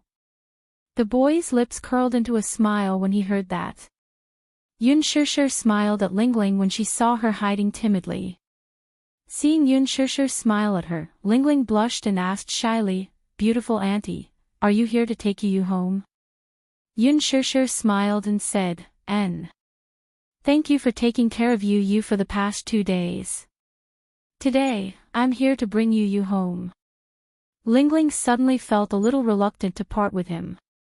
At the side, Dowdus suddenly said sarcastically, "Humph. He was a jinx. If it wasn't for him, Father wouldn't have died. He was the one who caused Father's death." As soon as he finished speaking, the boy's expression changed. Li Ru and Lingling froze. Li Ru looked at Yun Shishir's shocked expression and immediately scolded Dowdu, "Don't spout nonsense." "Mother. I'm not spouting nonsense. He was the one who caused Father's death." Dowdu whined pitifully. "What do you mean?" Muyaja furrowed his brows and his handsome eyes flashed with a cold light. Dowdu glanced at him and shrunk timidly to one side. She seemed to be extremely afraid of his cold aura.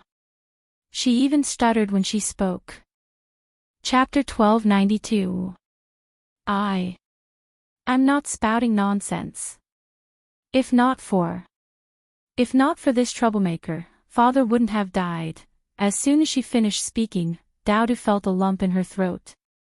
She grabbed her mother's clothes and cried sadly. Li Ru's face was full of awkwardness.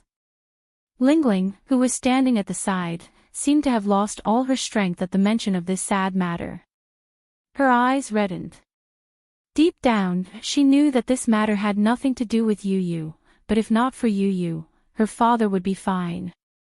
However, she was very clear about gratitude and grudges. She did not blame him. Dowdu, however, was not as clear-minded as her. Having lost her father at such a young age, she put all the blame on Yu Yu. Yu Yu pursed his lips and snuggled into Yun Shishir's embrace. His eyelashes drooped a little forlornly. He was obviously a little sad, too. Li Ru immediately tried to smooth things over. "The child is immature and said some unruly things. Please don't take it to heart." "What exactly happened?" Yun Shishir keenly sensed that this matter was not as simple as it seemed. She wanted to get to the bottom of it. When Li Ru heard this, she sighed but did not say anything. She did not blame Yu Yu, but the pillar of the family had collapsed. As a widow and an orphan with 2 children, she really did not know what to do in the future. Yu Yu had instructed Vermilion Bird to give her a sum of money. She refused to accept it no matter what. Vermilion Bird thought that he was being courteous and said that there were a few million yuan in the envelope, which included Zhao Shangjuan's funeral expenses and some compensation. She regretfully said that a human life could not be measured by money, but at the same time, on behalf of Yun Tianyu, she conveyed that if there was anything she needed in the future, just let her know. Li Ru's tears fell the next second. It turned out that the collapse of the family's pillar in the village was not something that could be measured by money. What was the use of money? In Anyang village, the rice that every household ate was grown in their own fields, the firewood was chopped from the mountains, and the oil was obtained from the oil mill. All of this required a man to bear the responsibility. She was an orphan and a widow. Without a man to support her in the family, she would definitely be bullied. Who knew if someone would gossip behind her back? Today, as soon as she left the house, someone followed her behind and scolded her for being a jinx. Her in-laws had already spat on her because of Zhao Shangjuan's death. Li Ru's heart was bitter. Dowdu leaned against him with red eyes. She pursed her lips and didn't say anything. When Yu Yu saw this, she couldn't bear it and whispered into Muyaja's ear, "Daddy, Uncle Zhao's death is indeed related to me. If it wasn't for me, the Zhao family wouldn't have fallen into such a miserable state. Bring them back to the capital." Muyaja frowned and looked at him. "What's going on?" "It's him." When Yu Yu mentioned this name, the anger in her eyes could no longer be concealed. Even if he did not find out the identity of these assassins, he judged that they were most likely the pursuers sent by Mu Lianjue. It seemed that they had the intention of dying together. These people did not leave any leeway for them and did not care about life or death. If not for Zhao Shangjuan, he might not have been able to tell whether he was dead or alive. Yu Yu whispered in his ear and recounted what happened after he was rescued by Zhao Shangjuan in a concise manner. Chapter 1293. This Mu Lianjue was really gutsy. He actually dared to kill a child. He even sent out so many vicious assassins. How ruthless! How ruthless! Everyone who came from the Mu family was so ruthless. Yun Shishir could not hear what Yu Yu and Mu Yaja were whispering to each other, but just by looking at the man's sullen face, she was frightened by the intimidating aura he exuded. "What's wrong?" she asked softly as she covered the back of his hand. Mu Yaja sneered inwardly. His murderous intent was boiling, but he quickly regained his composure. "Nothing," he replied. He did not want her to be involved in this matter. Mu Yaja said to Li Ru, "First of all, I'd like to express my regret about this matter. No matter what the reason is, we'll take responsibility for it. If you're willing, we'll bring you to the capital." "How about it?" "The capital." Li Ru was a little restless. "This isn't appropriate, is it? After bringing you to the capital, I'll arrange a place for you to stay and the best education for the two children." Minyu, who was at the side, said, "Please put it down. Since Chairman Mu has put this on the table, he'll arrange the best place for you to stay. Not to mention anything else, you and the two children won't have to worry about food and clothing for the rest of your life. After all, you've done the little master a favor, so please let us repay your kindness." Lingling's eyes widened in shock when she heard this. Minyu continued, "Forgive me for being blunt, but Chairman Mu made this arrangement because your husband passed away and the family has lost its pillar of support. He's afraid that you and the two children will be bullied, so he made this arrangement. Even if you don't think for yourself, you should think for the two children." Li Ru was speechless when she heard this and could only carefully accept it. "Thank you. Thank you, Boss Mu. However, we'll have to wait until the funeral is over before we can consider the next step. Here, I'd like to thank Boss Mu for his kindness." In the end, according to Yu Yu's decision, after Li Ru settled everything here, she would settle them down in the capital. Yun Shishir carried Yu Yu into the room and carefully checked his injuries. However, when she saw the wound on his shoulder caused by the animal trap, her eyes immediately turned red. She couldn't hold back her guilt and her tears fell. Yu Yu sighed helplessly. He cupped her face and carefully wiped the tears off her face. "Mommy, you're already in your 20s. Why do you still cry so much? Don't cry, okay? When you cry, my heart hurts so much that it feels numb." Yun Shishir did not know whether to laugh or cry at his self-righteous words. When she thought about how he got all these injuries, she pursed her lips in heartache. Holding back her tears, she grabbed his hand and slapped it twice on the back of his hand. "Yu Yu, you're naughty. Alright, it's Yu Yu who's naughty and made Mommy worry." Yu Yu's eyes curved into crescents as he looked at her dotingly. His eyes seemed to be filled with a gentle smile and were full of tenderness. Yun Shishir said, "You always make Mommy worry. You shouldn't have swapped places with Mommy that day. Mommy is injured." Yu Yu said honestly, "I can't just stand by and watch Mommy get hurt." Yun Shishir's heart was deeply touched. Yu Yu. Chapter 1294. Yu Yu looked up at her, then jumped into her arms and wrapped his arms around her waist. "Mommy, I really love you. No matter what it is, as long as you're happy, I'm willing to do anything." Yun Shishir sighed in her heart. This child was so precocious and could even say such touching words. She had mixed feelings. She didn't know if she should be touched or feel complicated. She gently caressed his face. "Yu Yu, Mommy loves you too. She loves you more than life itself." Yu Yu quietly gazed at her face and asked carefully, "Then, no matter what Yu Yu becomes, Mommy will still love Yu Yu?" "Yes. No matter what Yu Yu becomes, Mommy will still love Yu Yu. That's enough." Yu Yu smiled contentedly and hugged her tightly. "Where's Xiao Yichen? Are the wounds on your body better? Better. That guy's body is so strong. He can already get out of bed and jump around. However, out of consideration, she didn't bring Xiao Yichen with her. Because of this, little Yichen was probably still sulking at this moment. The family of 3 decided to head back to the capital after lunch. Li Ru prepared a table of sumptuous dishes. In order to entertain them, she served all kinds of fish and meat. She even slaughtered a rooster that hadn't crowed yet. The free-range chicken that they raised at home was very tender. When Yun Shishir and Yu Yu walked out, Mu Yaja was already seated. However, Li Ru, Lingling, and Lil P seemed a little uneasy. They sat in their seats and secretly sized up Mu Yaja's handsome side profile. Lingling carefully sized up Mu Yaja. In her heart, she was a little envious of Yu Yu. Yu Yu's father was so handsome. He sat expressionlessly on the wooden bench. His back was straight and his whole body was cold and solemn. There was an indescribable aura around him, and he exuded the aura of a famous aristocrat.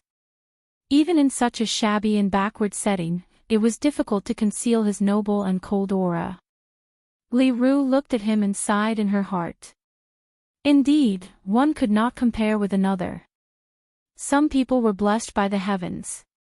After Mu Yaja sat down, Lingling and Dao De became much more restrained. He raised his hand slightly and took a sip of tea. Lingling was so scared that she didn't dare to move. She stared at him until he put down the teacup. Only then did she carefully take a sip of tea. Yun Shishir and Yu Yu also sat down. However, since Mu Yaja didn't say anything and didn't move his chopsticks, the others didn't dare to move. Yun Shishir glanced at everyone's expressions and knew that Mu Yaja's aura was too strong, causing them to tremble in fear. Hence, she said to Mu Yaja, "You seem to have scared the 2 children." The moment she spoke, it startled him. Mu Yaja was originally thinking about something, but after being reminded by Yun Shishir, he raised his head and looked at Li Ru and the 2 children on the table. He looked a little cautious. Yun Shishir smiled and said, "Sisterly, the 3 children are hungry. Don't just wait. Let's eat, or the dishes will get cold." Li Ru asked carefully, "Boss Mu seems to be dissatisfied with the dishes. Haha. Is it because you're used to eating luxurious food and eating exotic delicacies that you can't find any dishes to your liking in this countryside?" Chapter 1295. No, he's not a picky eater. Don't judge him by his looks. He's always been like this. He doesn't like to talk and doesn't smile. After a pause, she said helplessly, "Look, big sisterly. There's so much food on the table. It'll be a waste if we can't finish it all." With that, Yun Shishir glared at Mu Yaja. Mu Yaja smiled and said, "Big sisterly, don't be so busy. Let the children eat. I was just distracted. I didn't mean anything else." With that, Mu Yaja picked up a drumstick for Lingling and Lil P. Then, he picked up a few pieces of chicken and placed them in Yun Shishir and Yu Yu's bowls. Li Ru was flattered by Mu Yaja calling her big sisterly. When she saw him put the drumsticks in Lingling and Lil P's bowls, she became even more nervous. She pinched the corner of her shirt and said nervously, "Boss Mu, can you give Yu Yu one of these drumsticks?" Lingling stared at the drumstick in her bowl. Her mouth was gluttonous. Just as she was about to pick it up with her chopsticks and take a bite, Li Ru glared at her. She immediately stopped moving and pursed her lips in embarrassment. She knew that Li Ru wanted to save the drumstick for Yu Yu. Yun Shishir smiled and tried to ease the atmosphere. "Big sisterly, what are you doing? Look at how scared the children are. If the children like drumsticks, let them have them. Our Yu Yu doesn't like drumsticks." Yu Yu quickly added, "Auntie, I really don't like drumsticks. Let Lingling have them." "That's right. Big sisterly, let's not be so polite. You treat us as family. If you're so polite, we'll feel uncomfortable, Yun Shishir said helplessly. Only then did Li Ru nod and let out a few simple and honest laughs. Mu Yaja interacted with Lingling and Lil P from time to time. Although his tone was cold, his gaze was gentler. Every time Lingling spoke to him, her face would turn red. This uncle is so handsome. Especially those eyes, they were deep and mesmerizing, with long eyelashes. When he spoke, the corners of his eyes were slightly curved, revealing a playful and devilish charm, which really made her heart jump. Li Ru was even more flattered. She had heard from the villagers that the man's appearance today was very impressive. She then recalled what the man's assistant had said to them. He had even said that they would not have to worry about food and clothing for the rest of their lives. Then how powerful must this man be? He must be a big boss with a good net worth. Eating at the same table as the big boss, it was inevitable that she would feel reserved. Mu Yaja took a sip of the chicken soup. Li Ru had specially stewed chicken soup for Yu Yu. The chicken soup tasted pretty good, so Mu Yaja scooped up another spoonful and sent it into Yu Yu's mouth. He didn't forget to carefully blow on it and dip it in. When he was sure it was cold, he fed it to him. Yu Yu drank a mouthful happily. Mu Yaja raised his eyebrows. Is it good? Yes. It's good. Auntie's cooking is amazing. Yu Yu was not stingy with his praise. Li Ru blushed and tried to avoid it. Mu Yaja scooped up another spoonful of soup and fed it to Yu Yu. Yun Shishir looked at this scene and suddenly felt a little dazed. This was probably Mu Yaja's most charming moment. When he looked at Yu Yu, the gentleness and adoration in his eyes were almost unconcealable. Chapter 1296. This man had always given her the impression that he was domineering and cold. However, at this moment, the sharpness and coldness of the past had faded from his body. When he looked at Yu Yu, he lowered his head and the tenderness in his eyes was almost overflowing. When he smiled, he was really the most charming. His sexy thin lips were slightly curved into a mesmerizing curve. Ling Ling was extremely envious. She looked at him eagerly and suddenly felt a trace of disappointment in her heart. Suddenly, a tender little hand holding a pair of chopsticks picked up a piece of vegetable and placed it in her bowl. When she looked up, she saw Yu Yu smiling and saying, "You can't just eat meat. You should eat more vegetables." His smile was so warm. It warmed her heart. Ling Ling nodded. Okay. At this moment, the outside of the Zhao family's house was filled with people. Many people were asking about the young couple's background. After dinner, they sat and chatted for a while before Mu Yaja decided to leave. Li Ru politely asked him to stay. "Don't you want to stay for a while longer?" Mu Yaja said, "I won't take up any more of your time. It's not a problem at all. There's no such thing." Li Ru was still enthusiastic. "Sisterly, there's still a child waiting at home," Yun Shishir said with a smile. After exchanging a few pleasantries with Li Ru nodded. Before leaving, she grabbed Yu Yu and stuffed the envelope into his arms. "My dear child, I can't accept this much money. Give the money to your parents and tell them that I can't accept it." She was so simple and honest that when she took out the check from the envelope and saw that it was a few million, she was immediately shocked. She even felt that the envelope was so hot. In her entire life, she had never seen a fraction of the amount on the check. However, Yu Yu pushed her hand back. "Auntie, just accept it. This is a small token of my appreciation. Just accept Daddy's goodwill." "This, Auntie, thank you, but I'm also very sorry about what happened this time.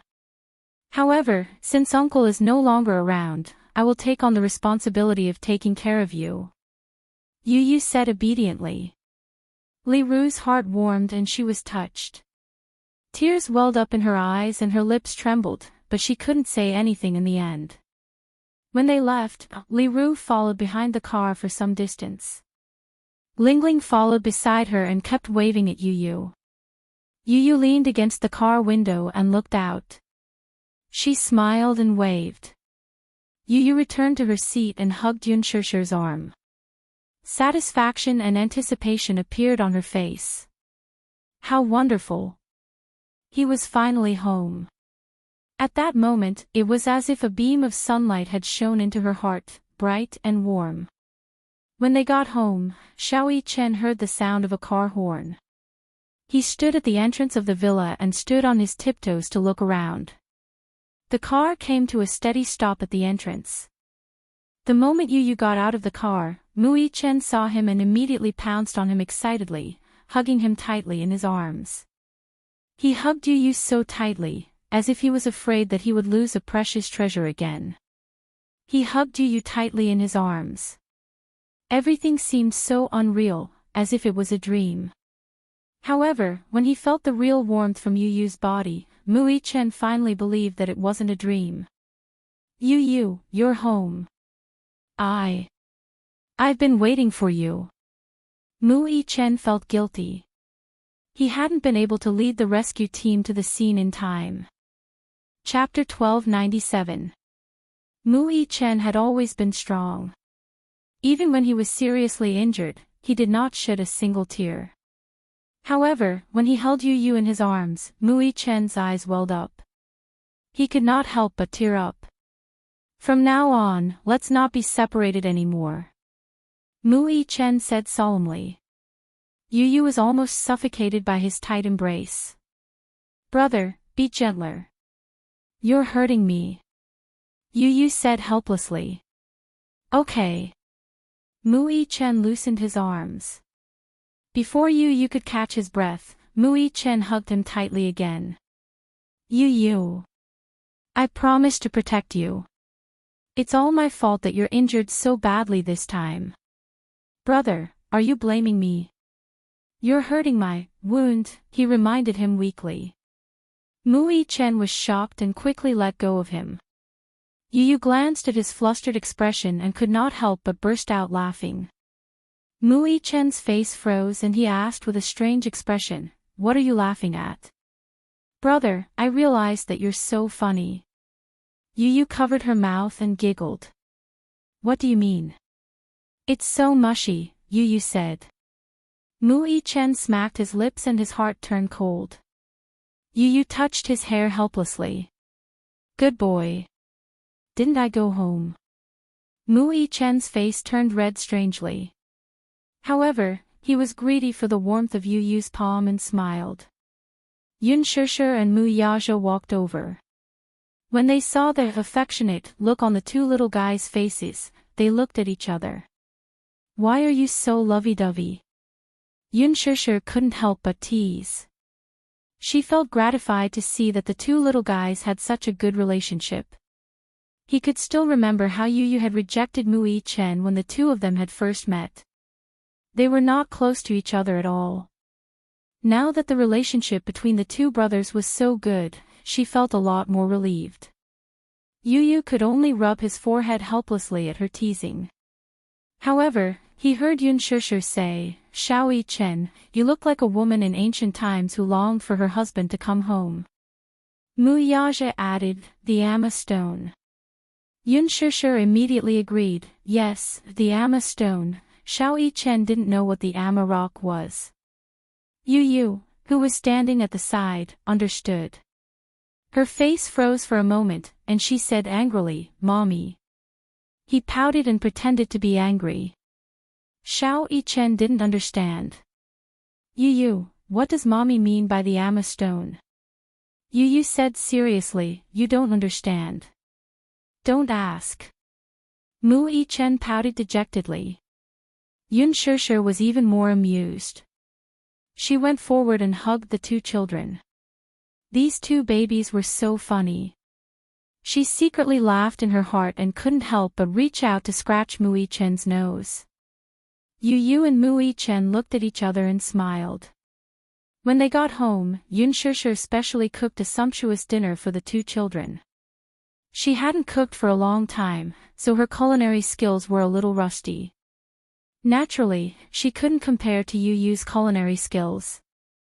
However, she put in a lot of effort, and the taste was not bad. Compared to before, her culinary skills had improved. Mu Yi-chen was full of expectations for Yun Shishir's culinary skills. When the dishes were served on the table, he couldn't wait to taste them. Then, he raised his eyebrows in approval. Mommy's culinary skills are amazing. Really? Then eat more. Yun Shishir was encouraged. Mu Yaja, who was standing at the side, didn't hold back and said, "It's just passable." Chapter 1298. Upon hearing that, Yu Yu crossed his arms in dissatisfaction and glared at him. "Daddy, I'll give you another chance to reevaluate this." The threat in his eyes was indescribable. Mu Yaja replied without batting an eyelid, "It's not bad." Yun Shishir, Mu Yi-chen, Yu Yu felt much better upon hearing that, and his expression softened a little. He held the bowl in his hands. The rice in the bowl was warm and tasty. He suddenly felt that this happiness was not easy to come by. It was probably because he had gone through hardships that he knew how precious a peaceful happiness was. After dinner, Mu Yi-chen pulled Yu Yu to his room. He had a lot of questions to ask him. Yu Yu gave him a brief overview of what had happened in the past 2 days. Mu Yi-chen, on the other hand, was shocked by what he heard. When he learned that Mu Lianjue had sent people to hunt him down, he clenched his fists in anger. That Mu Lianjue is too despicable. He's just like a clown. He probably knows that he's lost, so he needs to jump around a little before he can feel at ease. Yu Yu snorted coldly. D***it. Mu Yi-chen was so angry that he was at a loss for words. He could not wait to tear him into pieces with his own hands. Yu Yu dialed Li Hanlan's number. When the call got through, the latter thanked the heavens and expressed his relief when he learned that he had returned home. "Director Yun, you're back. I was so worried." Li Hanlan was really scared out of his wits by what had happened to him. Yu Yu replied faintly, "I've troubled you with a lot of things during my absence. Director Yun, these are all part of my job. There's no trouble at all." After a pause, Li Hanlan probed cautiously, "Director Yun, is it convenient for you to make a trip to the office now?" "Why?" "There's something urgent waiting for you to settle." "It's not convenient for me now." "Ugh," Yu Yu frowned slightly.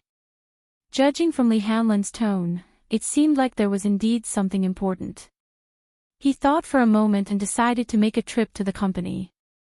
Hence, he went to look for Mu Yaja and bluntly explained the reason. "Daddy, I'm going to the company.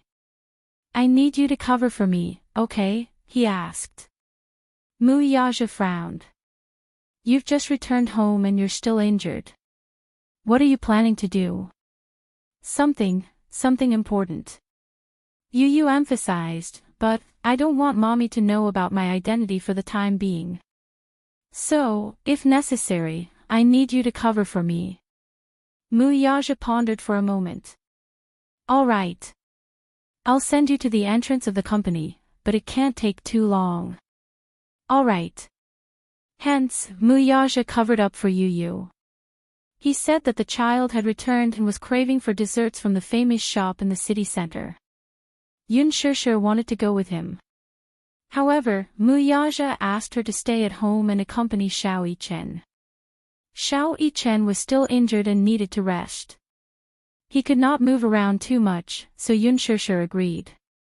Mu Yaja successfully covered for him and sent him to Leji's headquarters. Yu Yu asked him to wait for him outside the company and to call him when he arrived. Mu Yaja smiled and teased, "Can't I enter your company?" "Director Yun." "Of course. After all, there are some business secrets that I can't let you know." Yu Yu pretended to be arrogant and crossed his arms. Mu Yaja ruffled his hair. "Go ahead, I'll wait for your call." "Okay." Chapter 1299. As soon as Yu Yu entered the office, he saw Gong Jia standing in front of the window. He was wearing a snow-white military suit, which made him look tall and slender. He stood in front of the window expressionlessly with a cigar in his hand. He seemed to have been waiting for him for a long time. Li Hanlin saw him and went up to him. "President Yun, you're here." "Yes, what's the matter?" Yu Yu asked. Li Hanlin raised his head with a complicated expression and looked in the direction of Gong Jia. Yu Yu followed his line of sight and looked at Gong Jia. He asked in a deep voice, "Young Master Gong, you're looking for me?" Gong Jia turned around, but his face was gloomy. He looked at Yu Yu with a pair of deep, unfathomable eyes. "You're back." "Yes." Yu Yu smiled and sat down on the sofa. "Young Master Gong, your subordinates made a lot of mistakes in this operation." Gong Jia's expression changed. "They weren't careful enough and made some mistakes. I suffered a little. Tell me. How are you going to compensate me?" Gong Jia asked, "How do you want me to compensate you?" "Assign that vermilion bird of yours to me." The moment the boy opened his mouth, he laid out a shocking condition. "Zhu Ke." The man tugged at his lips and asked nonchalantly, "Why? Have you taken a liking to her?" "Yes," Yu Yu said bluntly. "Other than her, give me another secret guard." "What do you think of this condition?" He had a motive for making such a request. With Lisa by his side, his safety was guaranteed.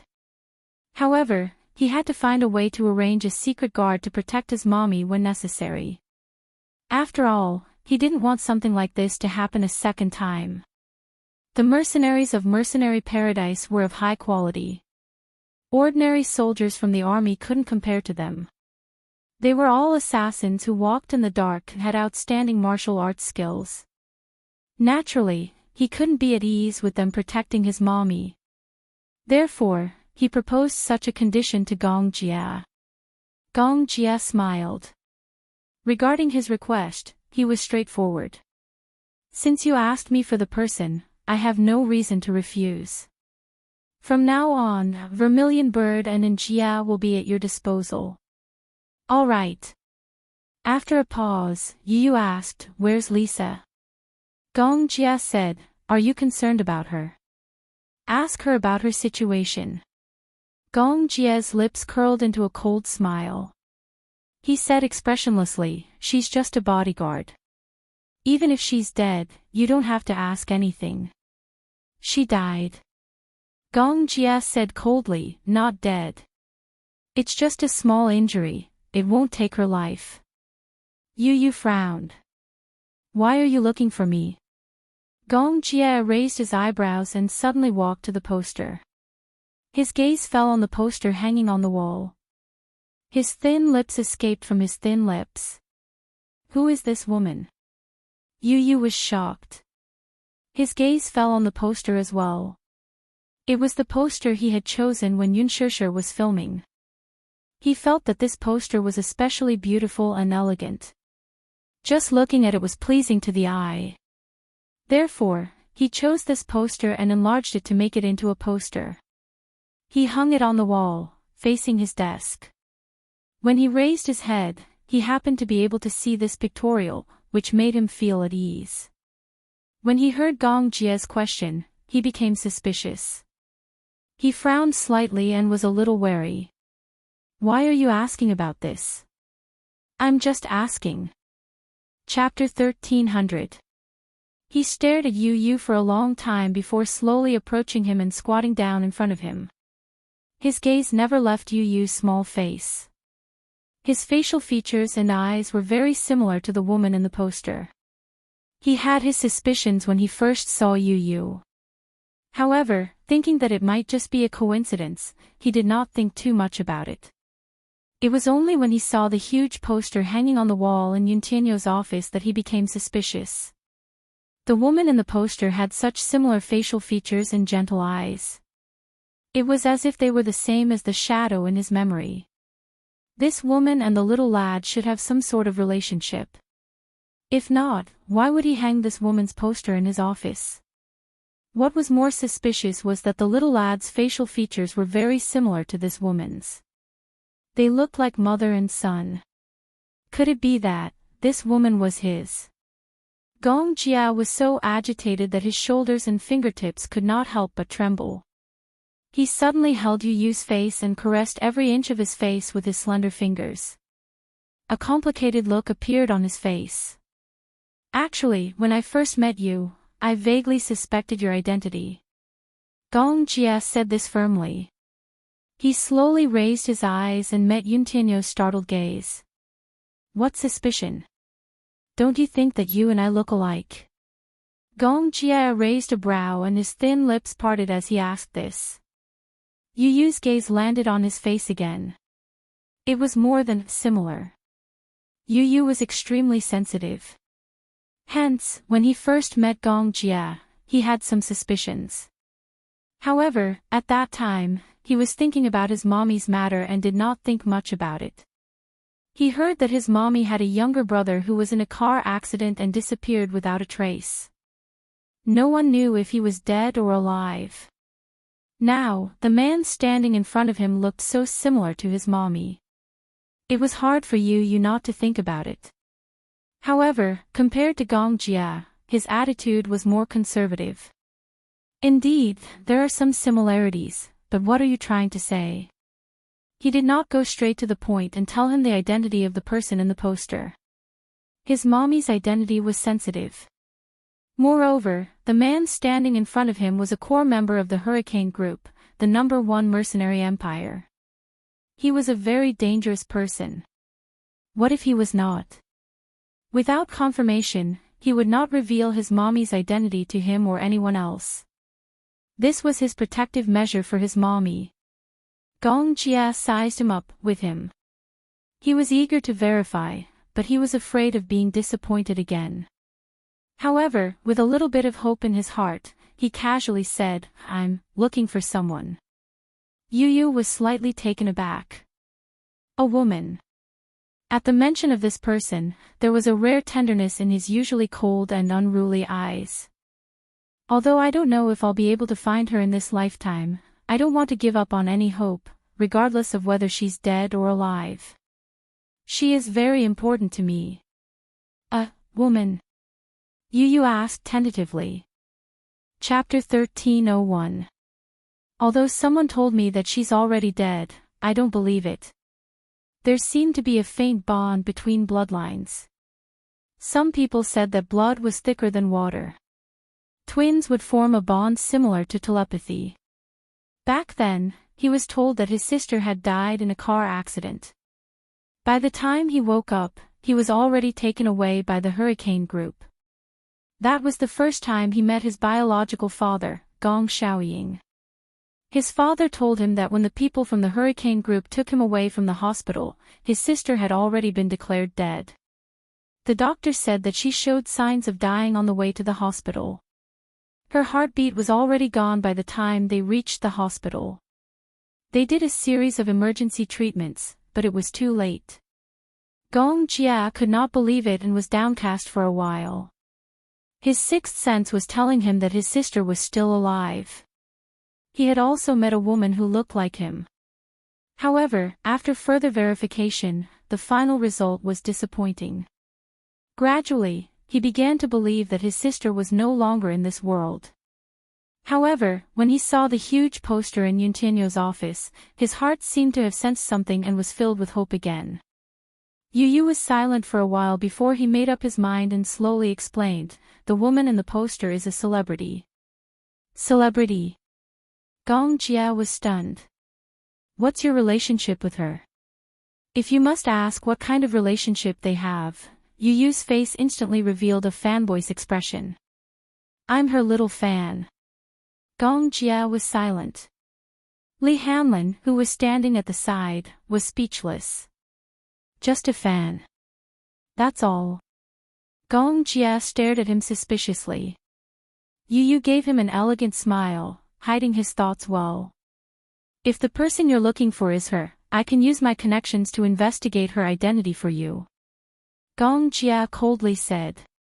No need. If that was the case, he would send someone to investigate. With that, he stood up abruptly and strode off. Yu Yu watched him leave expressionlessly with a frown. Agent Lee. He called out. Lee Hamlin walked to his side and squatted slightly. Director Yun, what are your orders? Lock down everything. Don't let him find out anything about my mommy. Why? Lee Hamlin was suddenly suspicious. Why do you want to hide her identity from young Master Gong? Yu Yu faintly answered, because before I can confirm his relationship with my mommy, I won't let him get close to her. I don't understand your intention. Yu Yu squinted at him. Understood. But if it's proven that my mommy is the person he's been looking for, then it's a different story. Lee Hanlon was curious. How do you prove it? Yu Yu turned around with a smile on his face. He looked at Lee Hanlon and suddenly raised his hand. Between his fingers was a strand of silver hair. This was what he had stolen from the man's head while the latter was in a daze earlier.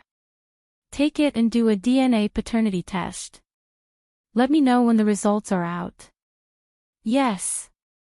Chapter 1302.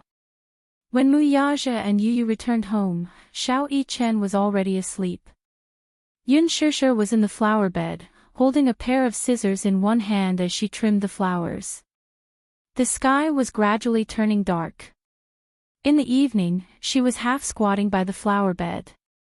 She held the flower bed with one hand and gently fiddled with it, trimming away the sparse branches from time to time. The injuries on her body had not healed yet. The corners of her lips were a little disfigured, but she was pursing her thin lips. Apart from being serious, her clear and beautiful face shone with a jade-like radiance. It was as if everything had been peaceful over the years. Most of the time, this woman was as beautiful as a flower, but her beauty was not ostentatious. Most of the time, she breathed quietly and lived quietly. She was so quiet that she was like a cat that had restrained its claws and arrogance. She was quietly nestled in a corner, as if she was aloof from worldly affairs. In her tranquility, she had restrained all her sharpness. Mu Yaja leaned against the door and watched her silently. She did not seem to notice his presence and was focused on studying the flowers. Mu Yaja slowly walked toward her.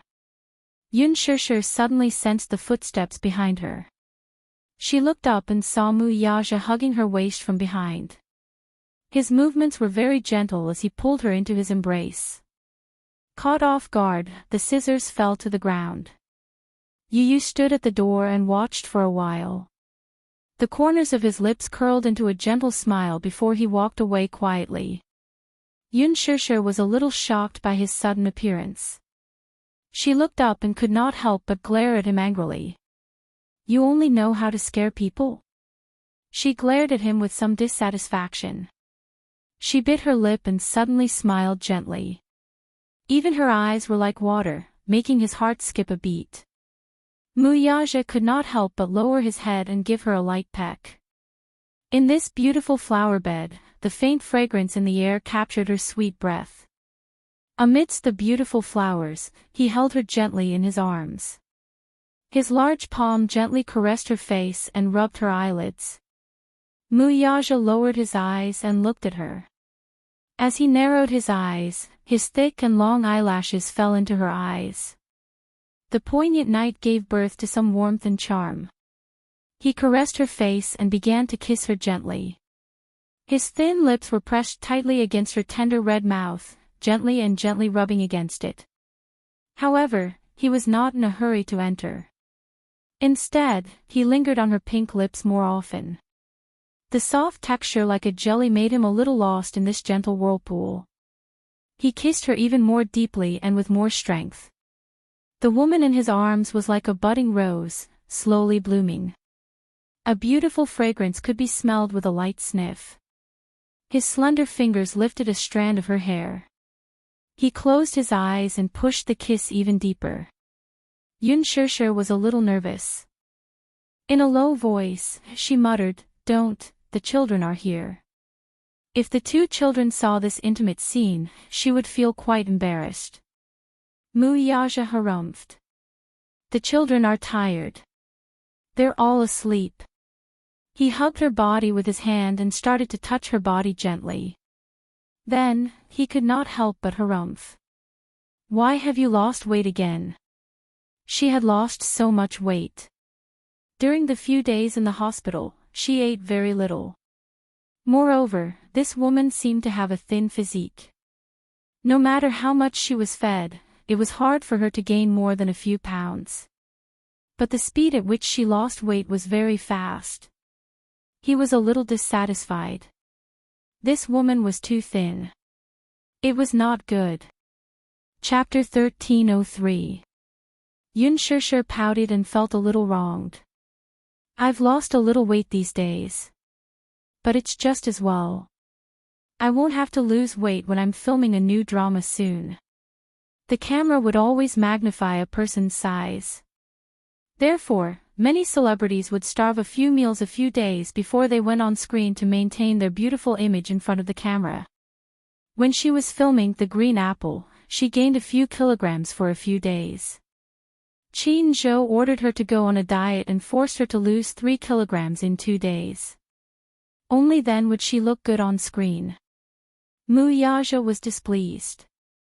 You don't have to lose weight. Gain some weight and your figure will be just right.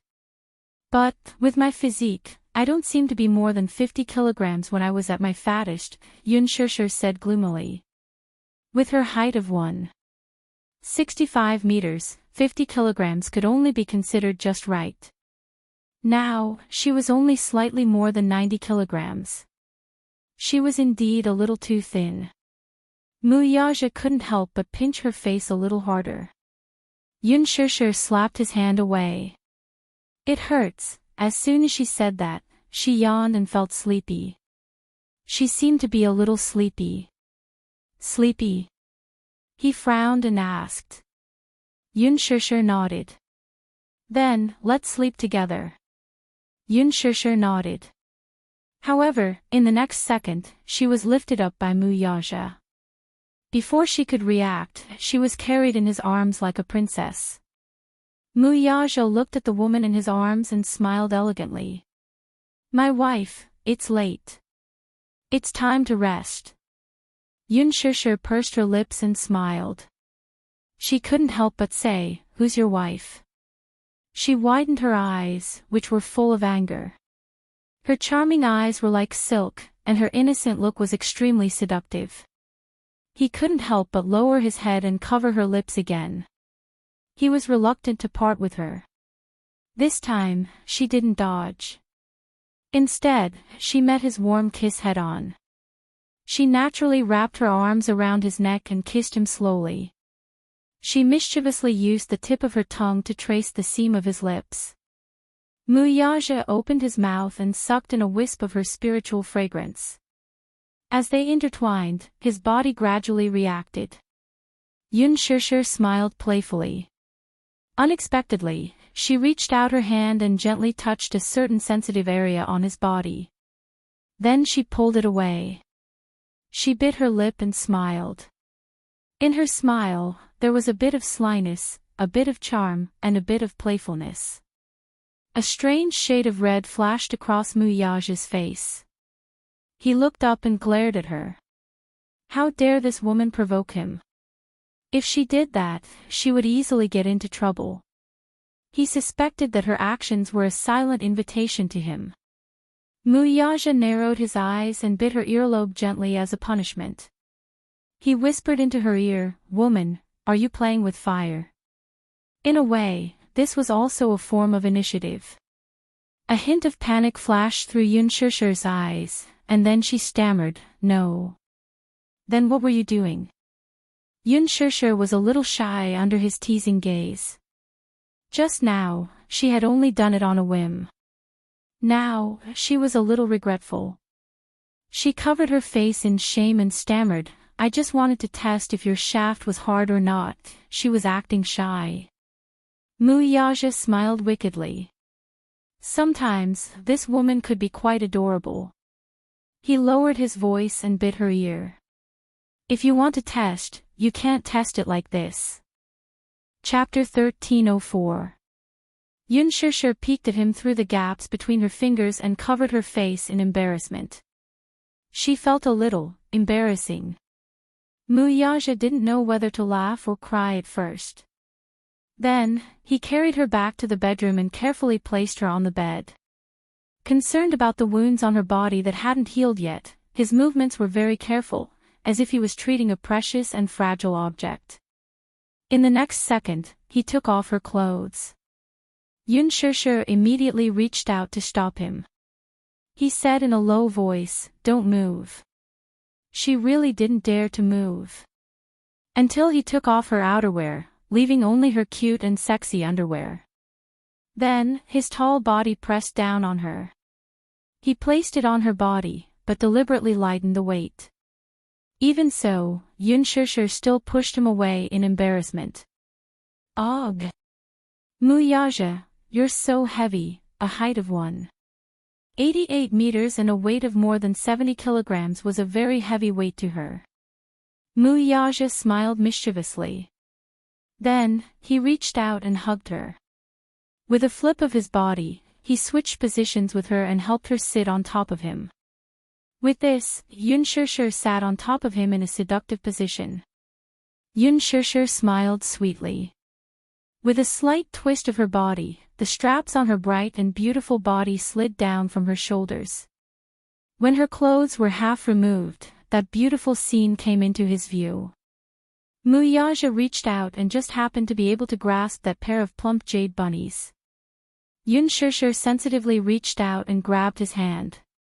Then, he held her hand in reverse and guided it to a certain spot. The moment her fingertips touched something hot, she was shocked and immediately retracted her hand. Why?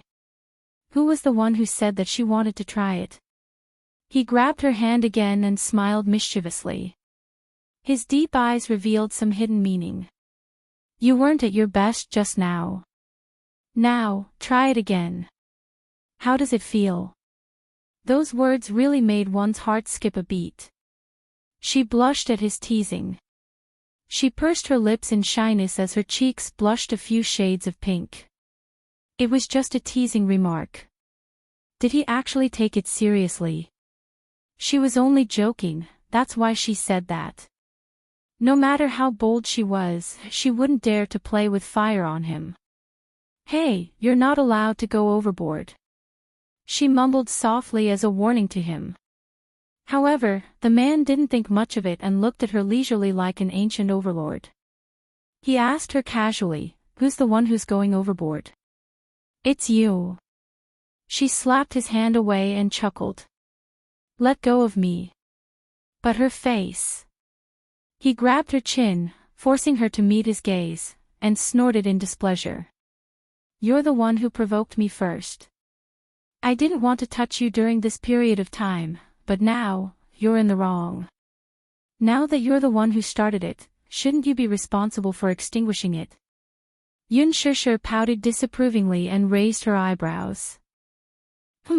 It's more like I'm the one who's going to destroy you." "Destroy me?" This woman. She's got guts. She actually wanted to destroy him.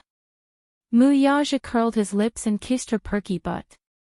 He kneaded it gently. This feeling was just right, but it made his brows relax slightly. He wanted to see who would be the one to destroy who. Sure, why don't you give it a try?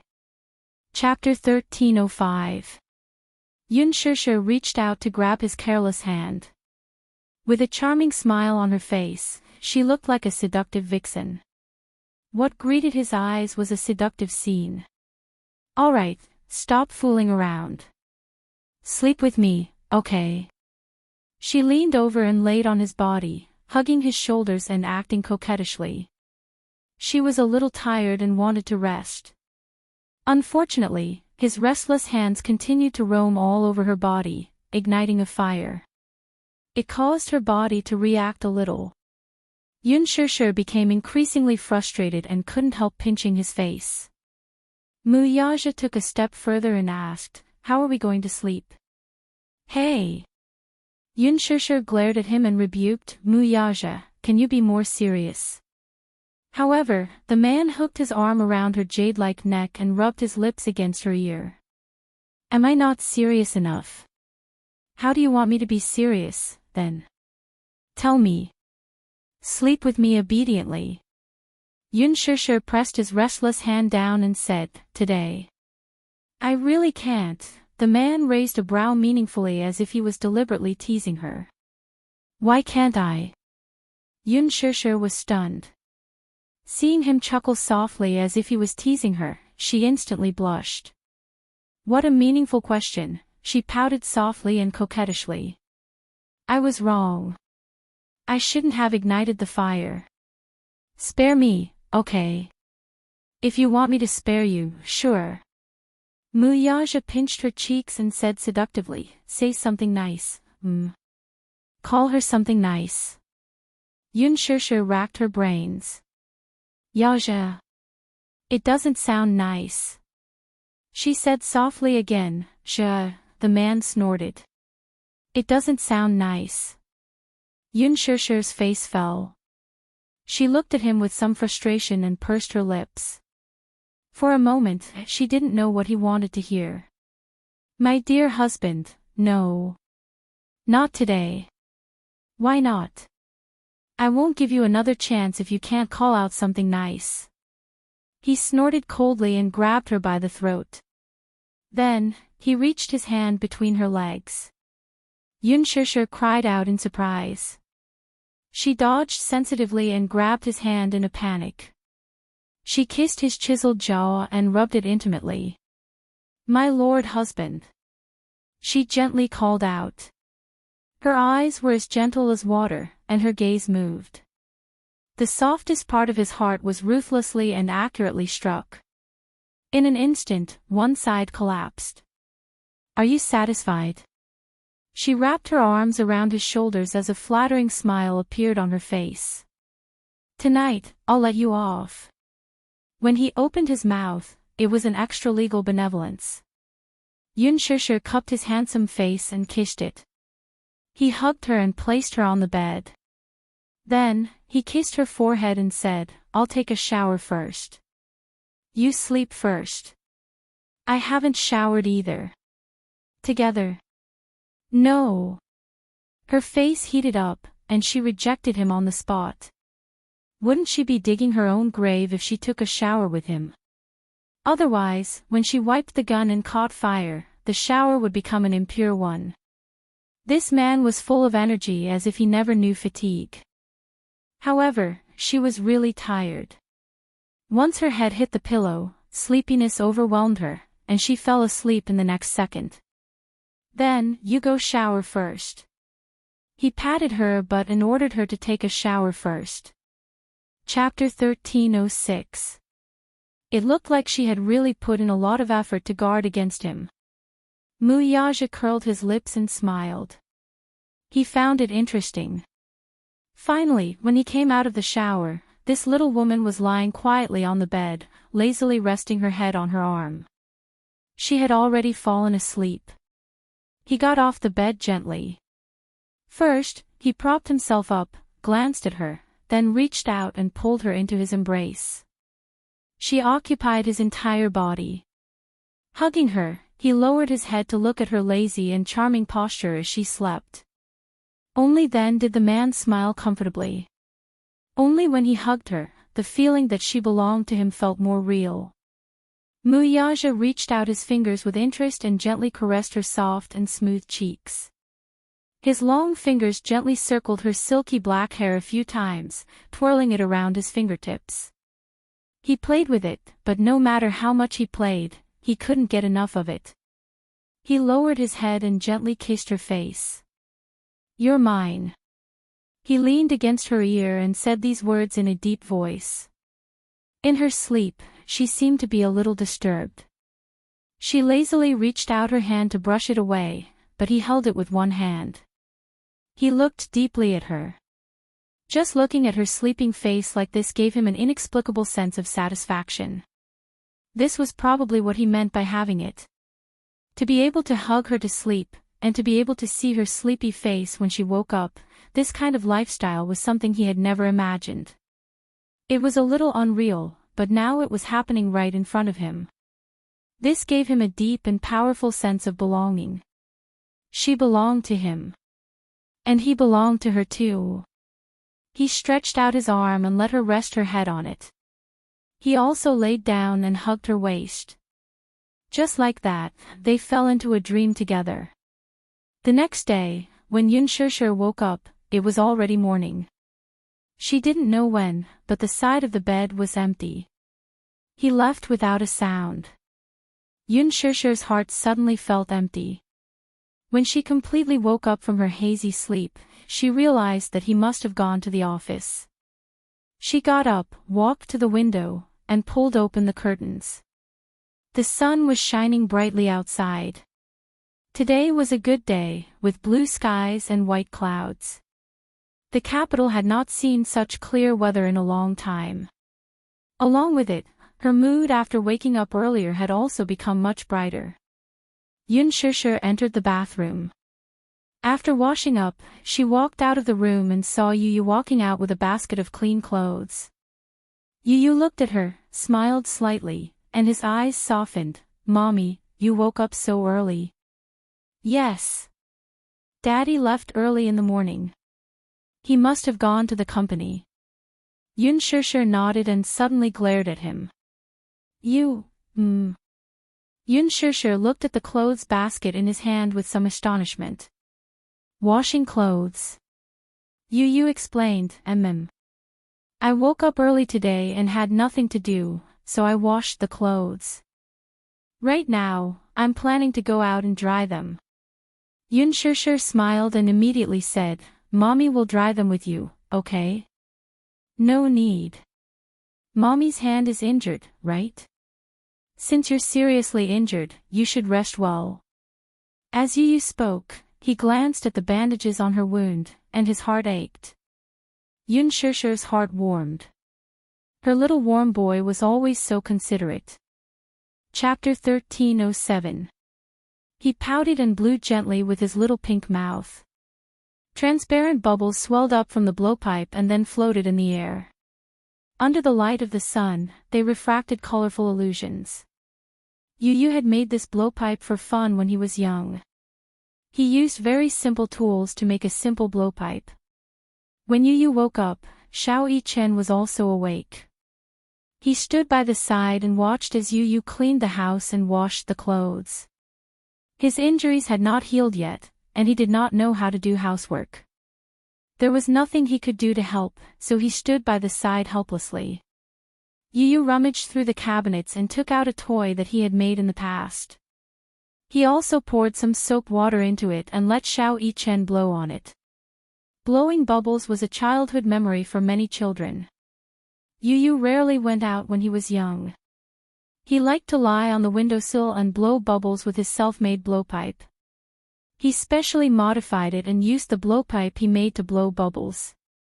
They were big and round. To Xiao Yichen, this toy was extremely rare. He was addicted to playing with it. He sat on the flower bed and played with it with great interest. He felt that it was very interesting. He had never played with this toy when he was young. It was simple but interesting. Especially when he saw the big bubbles that he blew floating in the wind, he felt an inexplicable sense of accomplishment. Yu, quick, look! I blew a big bubble. Xiao Yichen suddenly shouted excitedly. Yun Shishir giggled and Xiao Yichen was instantly alerted. He looked up abruptly and saw that it was her. He ran over happily. "Mommy, you're awake." Yun Shishir squatted down and patted his head. "Yes." "Xiao Yichen, good morning." Xiao Yichen snorted and glanced at her with disdain. Good morning. The sun is already shining on your butt. Mommy is such a lazy pig." Yun Shishir was a little embarrassed.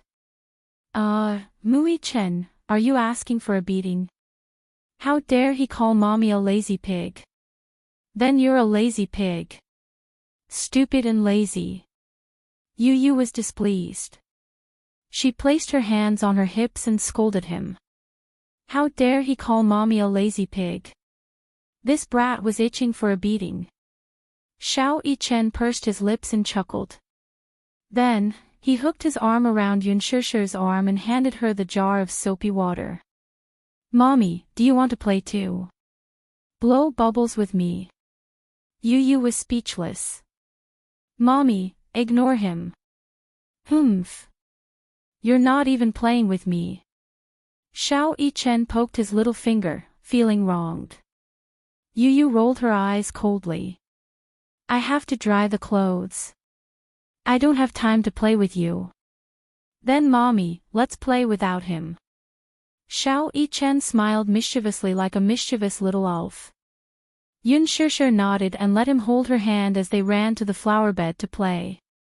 Yu stared at Yun Shishir and Xiao Yichen as they stood in the flower bed. From time to time, he could hear the sounds of laughter. What about him? He held a clothes rack in one hand and clean clothes in the other. He sat there doing manual labor and couldn't help but feel a little angry.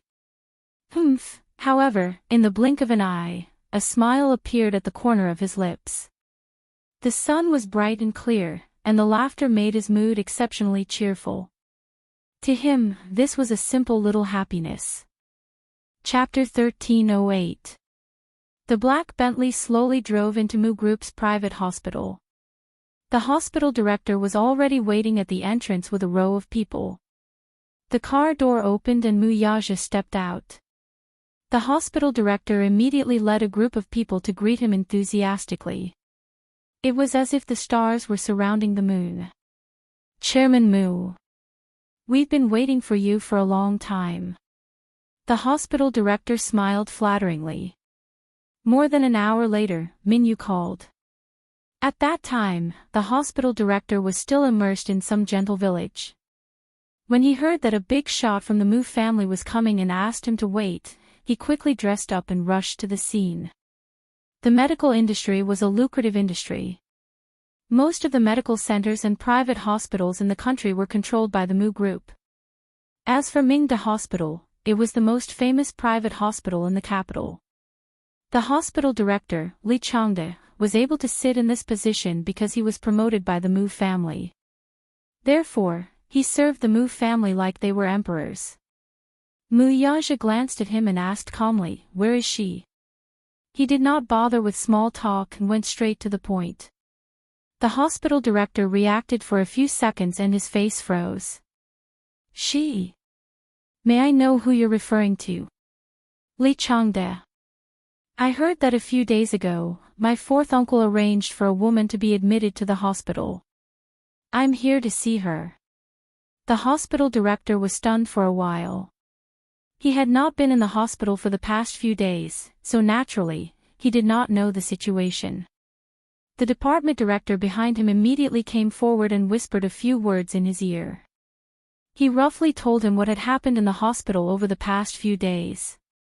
The hospital director immediately added, "Chairman Mu, are you talking about the patient that fourth uncle arranged to be admitted to the hospital a few days ago?" Yes. Mu Yaja seemed to have lost his patience. His voice was low and deep. The hospital director's heart skipped a beat. He said in a trembling voice, She's been controlled.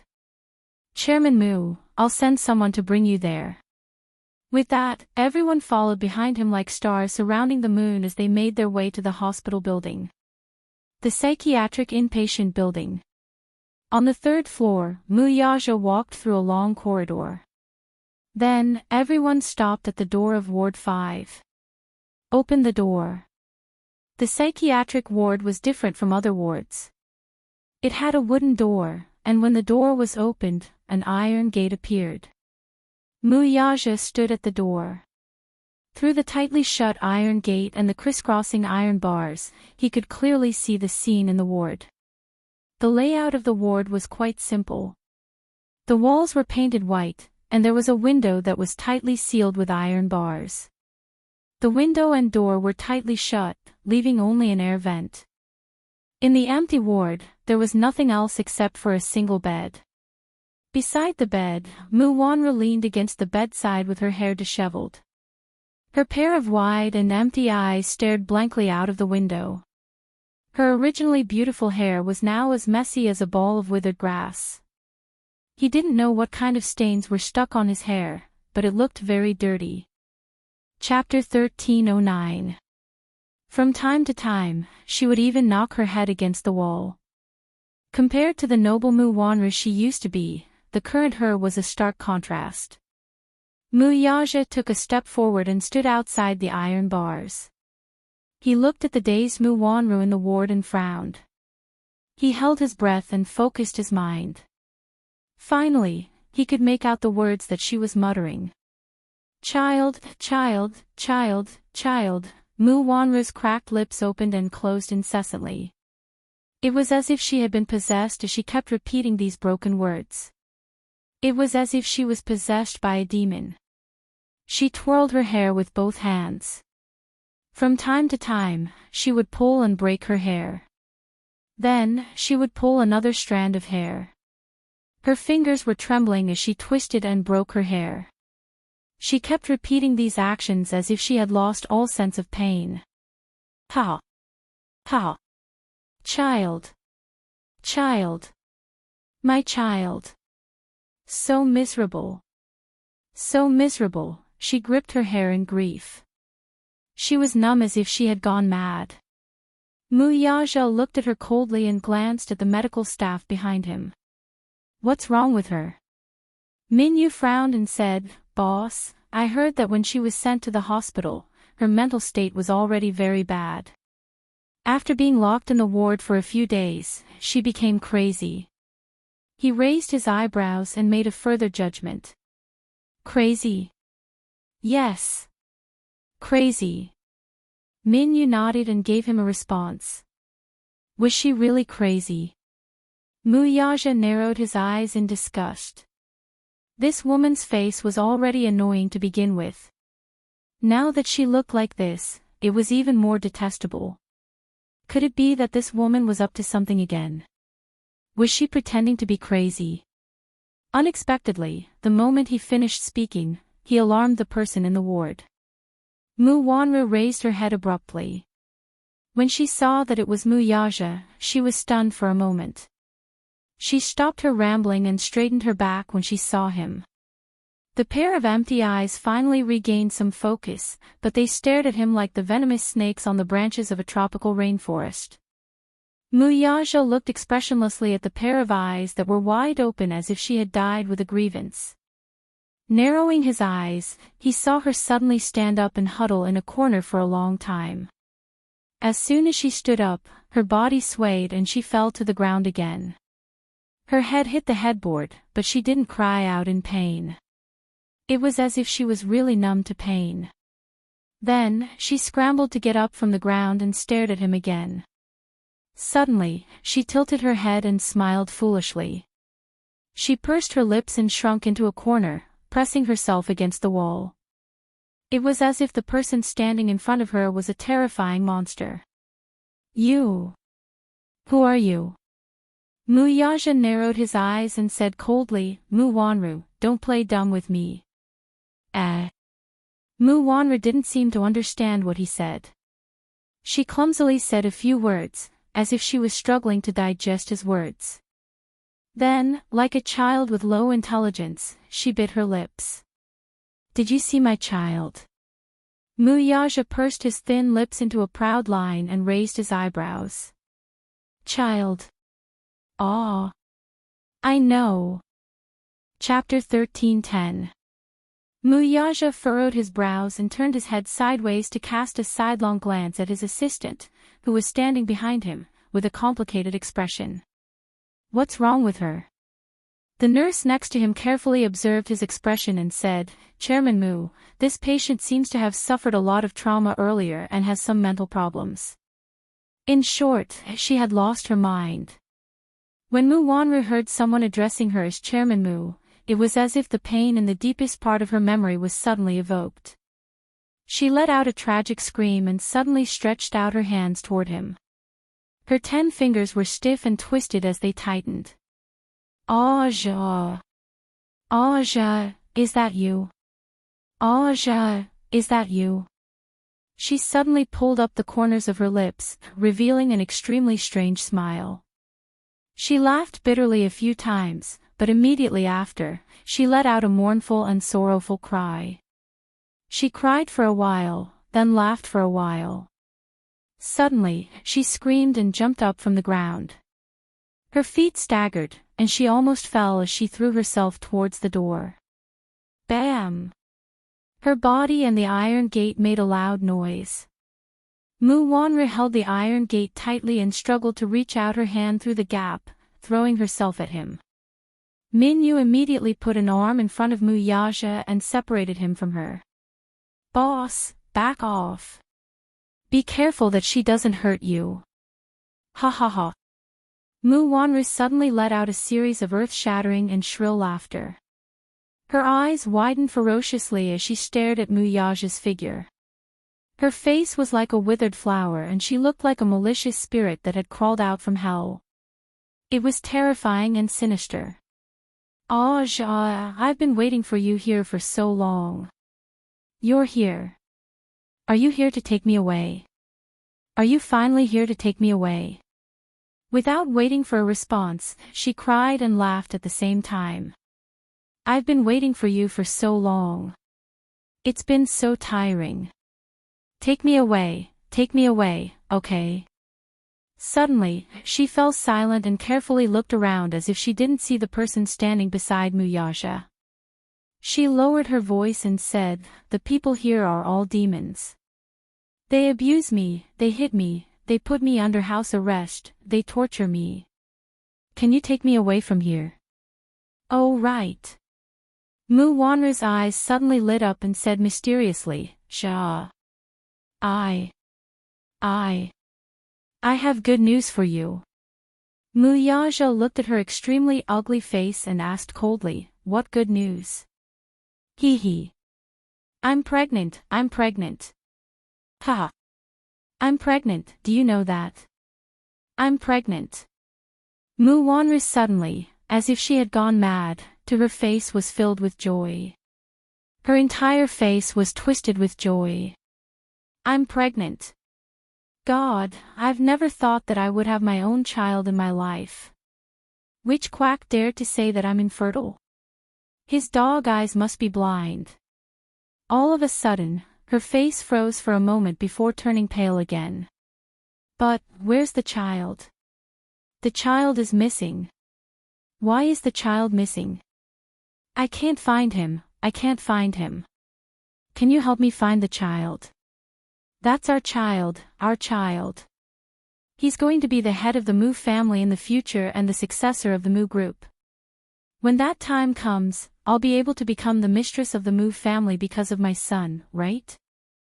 Chapter 13:11. Our child. Muyaja smiled playfully and cruelly said, "That's not our child." Mu Wanra was startled. The smile on her face froze in an instant. Yes. That's not our child. Mu Wanra suddenly lowered her head guiltily. From time to time, she carefully looked up at his face. That's not our child. You know it. She was extremely guilty. Her hands helplessly twisted her messy hair with a conflicted look on her face. That child is mine and Aaron's. Yes, it's mine and Aaron's. Yes. You're blaming me, aren't you? She suddenly raised her head and looked at his cold face. Her breathing became urgent. You're blaming me, aren't you? Yes, I betrayed you. Yes, I know. I shouldn't have betrayed you. I slept with a man. It's so dirty. I feel so dirty, too. With that, she began to rub her body hard. Muyaja's face was cold. He lowered his head and looked at her, unmoved. Mu Wanra's voice trembled as she started to speak incoherently. So, you're angry. You're angry with me. You blame me for betraying you, so you snatched my child, right? But I know that I'm wrong.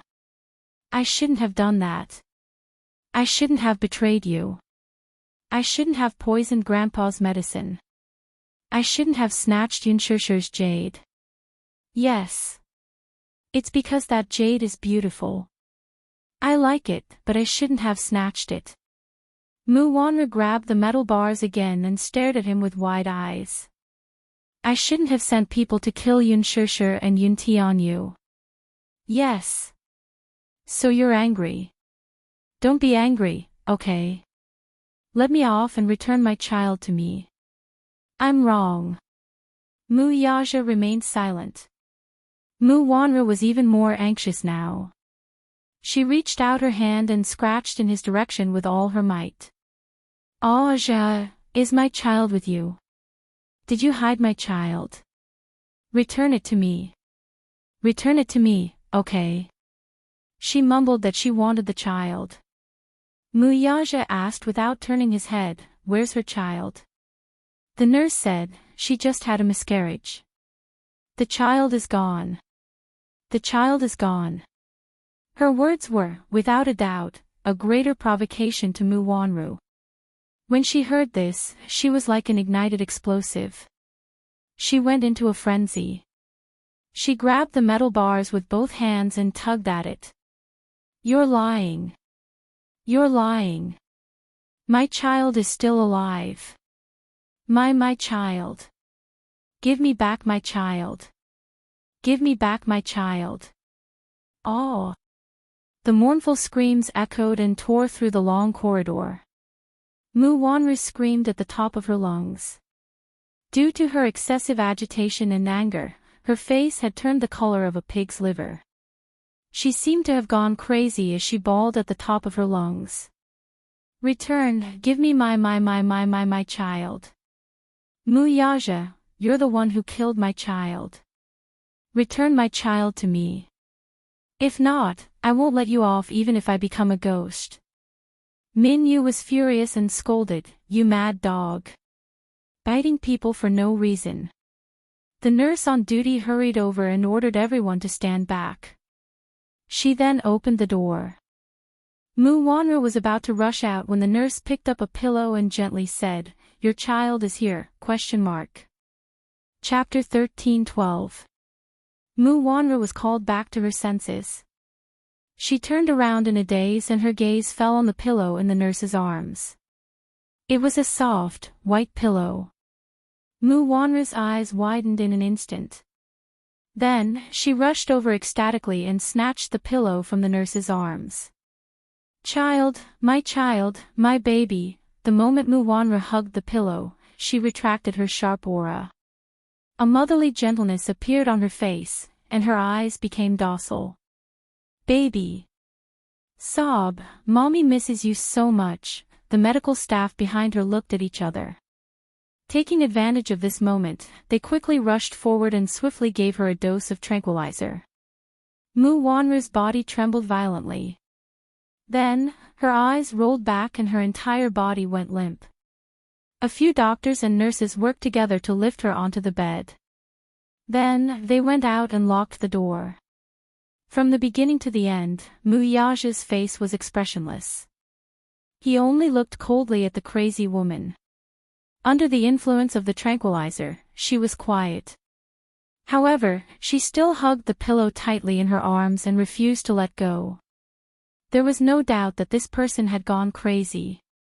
At first, he wondered if she was playing some trick and pretending to be crazy in front of him.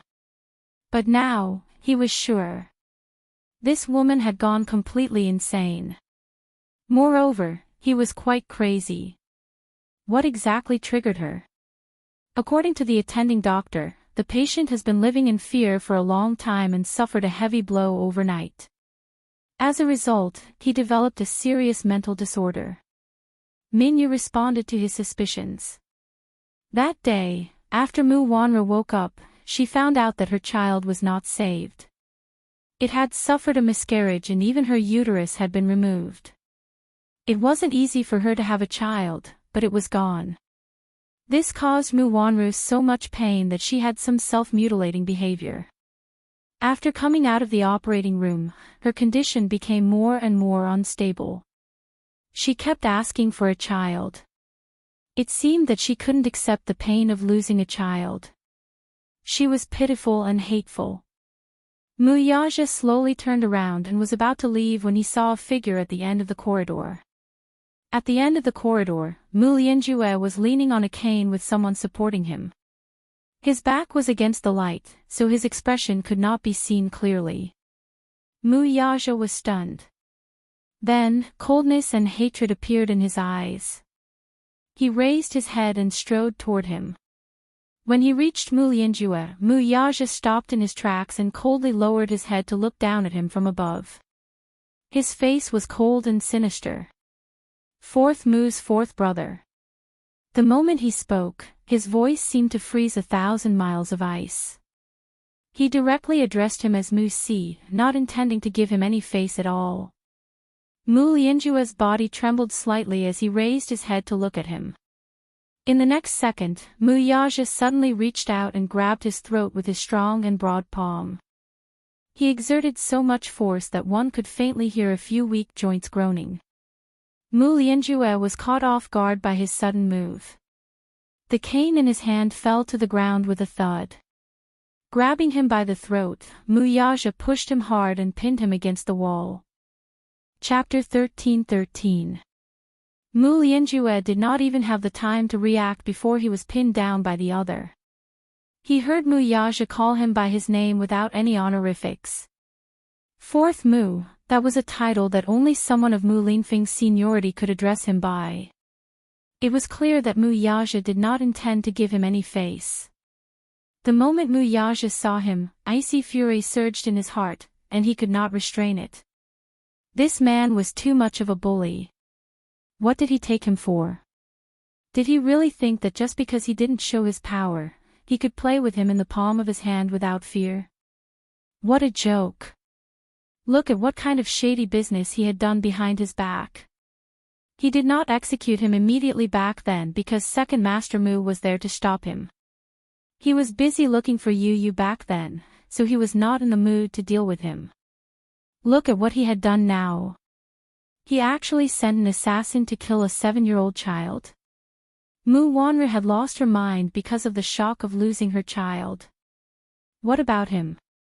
He could see that this old fart had also gone insane. Mu Lianjue was choked by him. The veins on his forehead bulged as his blood rushed to the top of his head. Due to suffocation, his eyeballs bulged out. Mu Yaja, what are you doing? He struggled to spit out a few words from his throat and looked at him angrily. Did he know that what he was doing was treacherous? In terms of seniority, Mu Yaja should respectfully address him as fourth uncle. He was his elder, after all. He, Mu Lianjue, had a prominent and honorable position in the Mu family. He went up to him and grabbed his neck without saying a word. He looked angry and called him Fourth Mu. This was more than just treason, this was practically a rebellion. Who gave him the guts to do that? Mu Yaja glared at him coldly. His eyes were bloodshot and full of murderous intent. Mu Lianjue could see the terrifying murderous intent in his eyes. It was real murderous intent. It was not just anger. Mu Lianjue's heart was filled with nervousness and fear. He had never seen such a terrifying expression on Mu Yaja's usually cold and calm face. It was as if he was an ancient king who had been angered and turned violent. His pair of cold and sharp eyes were as sharp as an eagle's. What are you doing? Frightened, Mu Lianjue gripped Mu Yaja's wrist tightly with both hands and began to pry his fingers apart. The Mu family had an illustrious background. The Mus would be arranged to serve in the military when they were young. Just like Mu Lianjue, he had also undergone harsh training in the military when he was younger. Even though he was getting on in years, he still had strength in his hands. However, the current Mu Yaja was at the peak of his anger. All the strength in his body seemed to have condensed in this hand that was choking his neck. No matter how hard he struggled and tried to break free, it was all in vain. Mu Lianjue felt increasingly suffocated. His eyelids twitched uncontrollably as he gasped for air. Mu Yaja's grip tightened, as if he could snap his fragile throat in the next second. "I've lost my last bit of patience with you." Mu Yaja sneered evilly.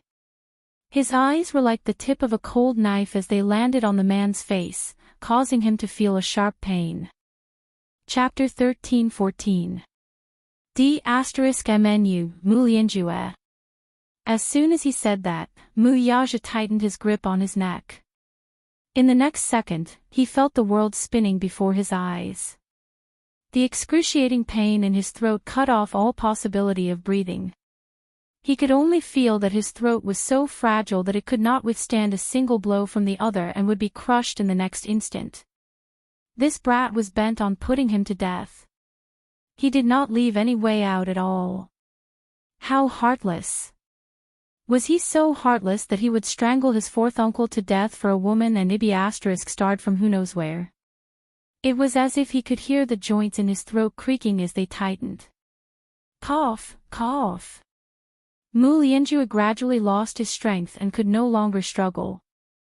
Madness. This was madness. Mu Lianjue glanced at him, only to see a version of Mu Yaja he had never seen before. One was cold, heartless, and exuded a sharp, murderous aura from head to toe. Mu Yaja glared at him with bloodshot eyes. His pair of dark eyes seemed to be filled with a thick fog of viciousness. It was as if he could topple the mountains and overturn the seas and swallow him whole. Minyu hurried over from behind, only to be stunned by this scene. Realizing that things were not looking good, he hurried forward to calm Mu Yaja down. "Boss, what are you doing?" Mu Yaja was not in the mood to respond to him. He only stared coldly at Mu Lianjue's face. The evil and heartless expression on his face made Mu Lianjue's heart sink into an ice cellar. "No, I don't want to die, I can't die." Mu Lianjue kicked him with all his might. However, even when those heavy kicks landed on Mu Yaja's calf, the latter's posture remained cold and still. It was as if he did not care about his attacks at all. Minyu panicked and went forward to stop him. He knew very well that although this was a private property under the Mu Group, it was still related to the medical industry and was closely linked to the government. No matter how powerful and influential the Mu family was, if someone were to die here, it would be an unimaginable blow to the Mu family. Minyu was puzzled. In his mind, his boss had always been calm and astute, and he was able to clearly distinguish between personal grudges and benefits. So, why was he so agitated right now that he'd completely forgotten where he was? Although Mingda Hospital was under the Mu family's name, there were many mouthpieces of the government in the hospital. He shouldn't have done that. However, Minyu was wrong about one thing. Since Mu Yaja dared to do this, he must have a way to suppress this matter. Even if he personally dealt with Mu Lianjue in front of everyone in this hospital today, he still had the ability to control the situation. He wasn't afraid of killing anyone. Moreover, as the successor of the Mu family, he had experienced a lot of light and also a lot of darkness. He could be so ruthless because he was not afraid at all. He had the ability to kill Mu Lianjue without causing a stir. Once he hardened his heart, not to mention Mu Lianjue, even if he had to go head-to-head with someone like Mu Linfeng, he would be fearless. No one could do anything to him. Chapter 13-15. Mu Lianjue had violated so many of his rights and trespassed on so many forbidden grounds, yet he still looked at ease when he met him. Did he not know that the reason why he was so calm and unhurried was that he was confident that he would not dare to do anything to him because he was his fourth uncle? Or was he so sure that he had a certain status in the Mu family that he naively thought that he would not dare to do anything to him? Minyu panicked when he saw that Mu Lianjue's breathing was getting shorter and shorter. His face had turned red, and the veins on his forehead were about to pop out. He was so anxious that he broke out in cold sweat. Could it be that the boss was really going to kill someone? Thus, he braced himself and went forward to stop him. "Boss, calm down. Don't get angry, lest the harmony in the family is damaged." Muyaja easily pushed him aside with one hand. "Get lost." Just as he was about to lose his wits after being pushed aside, an angry bellow was heard from behind him. "Are you crazy? Stop it." It was Mu Linfeng's voice. Muyaja frowned slightly and glanced back from the corner of his eye. While he was distracted, Mu Lianjue mustered all his strength and finally broke free from him. He fell to the side and hugged his neck as he coughed and gasped for air. Cough, cough. Cough, cough, cough. Mu Lianjue could not stop coughing. When he raised his head to look at Muyaja, he looked as if he had seen a ghost and could not help but retreat backward. He was old, it was difficult for him to fight against him. Muyaja turned around and bumped into Mu Linfeng. Mu Linfeng, who was dressed in a well-ironed military uniform, slowly walked toward him, his footsteps like a gust of wind. He was different from the others. Muyaja had only trained in the army when he was young. Mu Linfeng, on the other hand, had been in the army since he was 10 years old. In a sense, he had devoted his life to power. Strictly speaking, he was the real power behind the Mu family and had toyed with it for most of his life. Now that the Mu family had developed to this point, they were naturally no longer just a wealthy family in the business world. With such a large family, they were involved in both legal and illegal activities. The one who represented the legal side was naturally the head of the capital's military, Mu Linfeng. Moreover, his wife was from a powerful family. Hence, the power in his hands, even Muyaja, was not to be underestimated. Mu Linfeng came to the hospital today to prescribe some medicine. He had some old ailments. While he was at it, to meet Mu Lianjue and make some arrangements. Mu Linfeng knew his nephew well, he was a hot-blooded man. Mu Lianjue had done so many taboo things, his nephew would definitely not let him off so easily. Once the dust settled, he would definitely offend Mu Lianjue. Be it through open means or underhanded means, he would definitely settle this score. If things went wrong, Mu Lianjue's old life would be lost. Mu Linfeng, on the other hand, cared about their brotherhood. Perhaps, at his age, he was no longer so high-spirited and emotional. He was worried that Muyaja would secretly deal with Mu Lianjue, so he asked him to go abroad for a period of time to avoid the limelight. He came to the hospital to check on Mu Wanra's condition and to understand the situation from the doctor. Chapter 13-16. Thankfully, he had appeared in time and stopped him in time.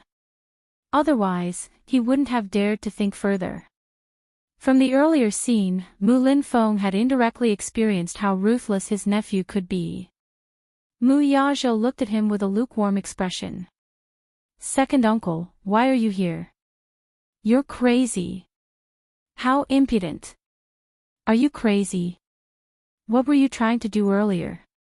"Nothing." Muyaja sneered. "It's been so many years. Some old grudges should be settled with someone, right?" "Nonsense." Mu Linfeng was flustered and exasperated. He was about to say something when he suddenly paused and looked around with a warning look in his eyes. When Minyu saw this, he naturally understood what he meant. He immediately cleared the crowd and left the stage himself. At this point, only the uncle and nephew were left in the corridor. After everyone left, Mu Linfeng glared at him. "Don't mess around. Yaja, he's your fourth uncle and your elder. Do you think it's appropriate for you to do this? No matter what he did wrong, he's still your elder. What you did earlier was simply disgraceful." Muyaja's face turned cold. "Why, second uncle? From your tone, it sounds like you're trying to absolve fourth Mu." Mu Linfeng retorted, "Fourth Mu, is that a title you have the right to call him? You should respectfully call him fourth uncle. Don't be rude. What you did was disgraceful. Second uncle, you're the one who has no right to interfere in the grudge between me and fourth Mu. Mu Yaja sneered. This time, he didn't give Mu Linfeng any face. In short, he didn't give him a way out. Mu Linfeng almost fainted from his insolent tone. Do you still have any respect for your elders? Do you still have any manners? Mu Linfeng's temper flared as he scolded without any grace. You must remember that he's your elder and you're his junior. No matter what he did wrong, it's not up to you to act rashly here, do you understand? Second uncle, are you going to interfere in this matter to the end? I don't know what you're talking about. I won't interfere with you, but you have to be clear about the difference in status. I don't want to see what just happened again. Mu Yaja looked at him deeply. His eyes were cold and the corners of his thin lips lifted slightly. However, he asked a question that pierced one's heart. It seems that second uncle is determined to protect him. His tone was incomparably gloomy, causing people to tremble with fear. Mu Linfeng was furious. At the same time, he looked into Mu Yaja's eyes, which were unfathomable. Second uncle, aren't you afraid of hurting our friendship by doing this? Mu Linfeng clenched his fists and took a deep breath before saying, if the family is harmonious, everything will prosper. As soon as he said that, Mu Yaja chuckled softly and coldly. It was as if this sentence was the biggest joke to him. Your words are truly laughable and lamentable. Mu Yaja narrowed his eyes and walked up to Mu Linfeng. He lowered his head slightly and cast a cold glance at the latter's face from the corner of his eyes. If the family is harmonious, everything will prosper. You, Mu Yaja suddenly asked, second uncle, you should be aware of what happened more than 10 years ago, right? Chapter 13-17. Mu Yaja, on the other hand, caught too many chilling things from his face. He continued to ask, you know the details of my father's car accident and my mother's death, don't you? Mu Linfeng did not say anything. Mu Yaja continued coldly, so, what am I to you?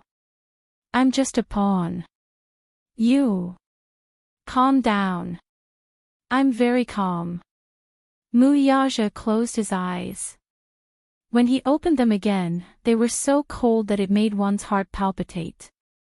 I'm very calm. Mu Linfeng's heart sank when he saw this.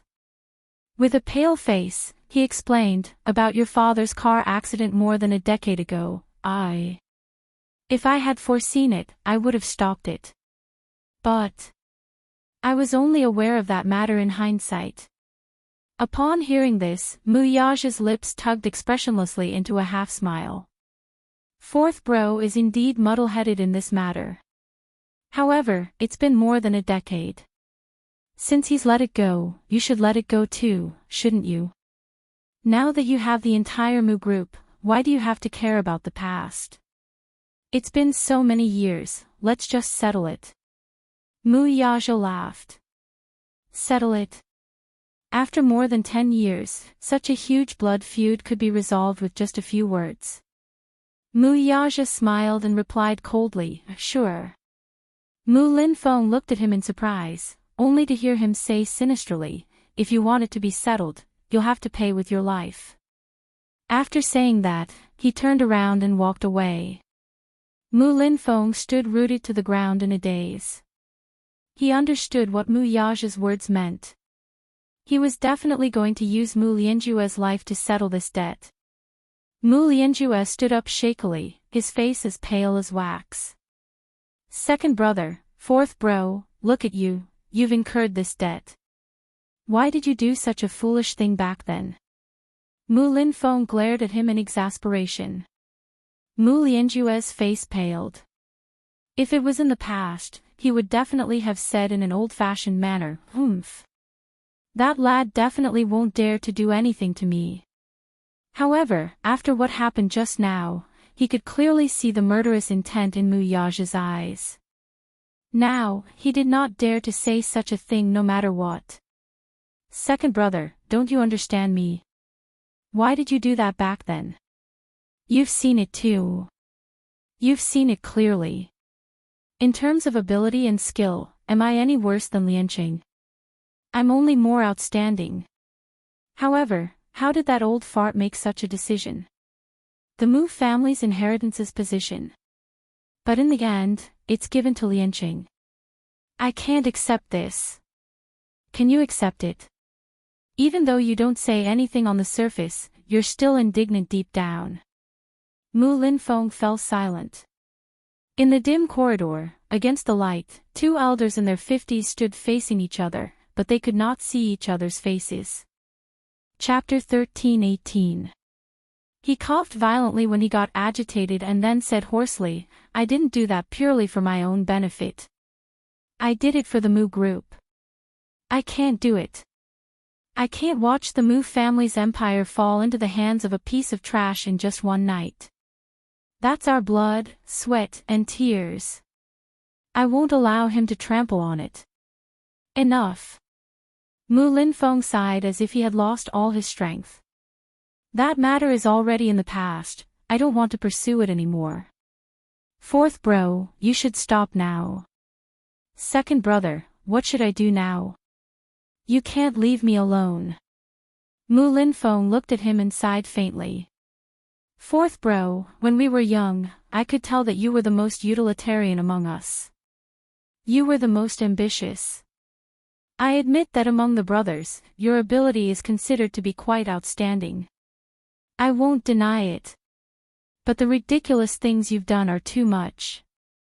Mu Lianjue gritted his teeth. I was young and impetuous back then, I just couldn't accept it. I couldn't accept it. That's why I wanted to let that old man have a taste of the pain of losing his most beloved things one by one. That's enough, shut up. Mu Linfeng turned around. After a moment of silence, he suddenly said, later, I'll send someone to protect you and arrange a flight to America for you as soon as possible. Lie low for now while you're abroad. You can come back when I summon you. I know. He was indignant, but there was nothing he could do now. He had lost this war. As a loser, he had nothing left and his momentum was gone. Now, he could only lie low abroad.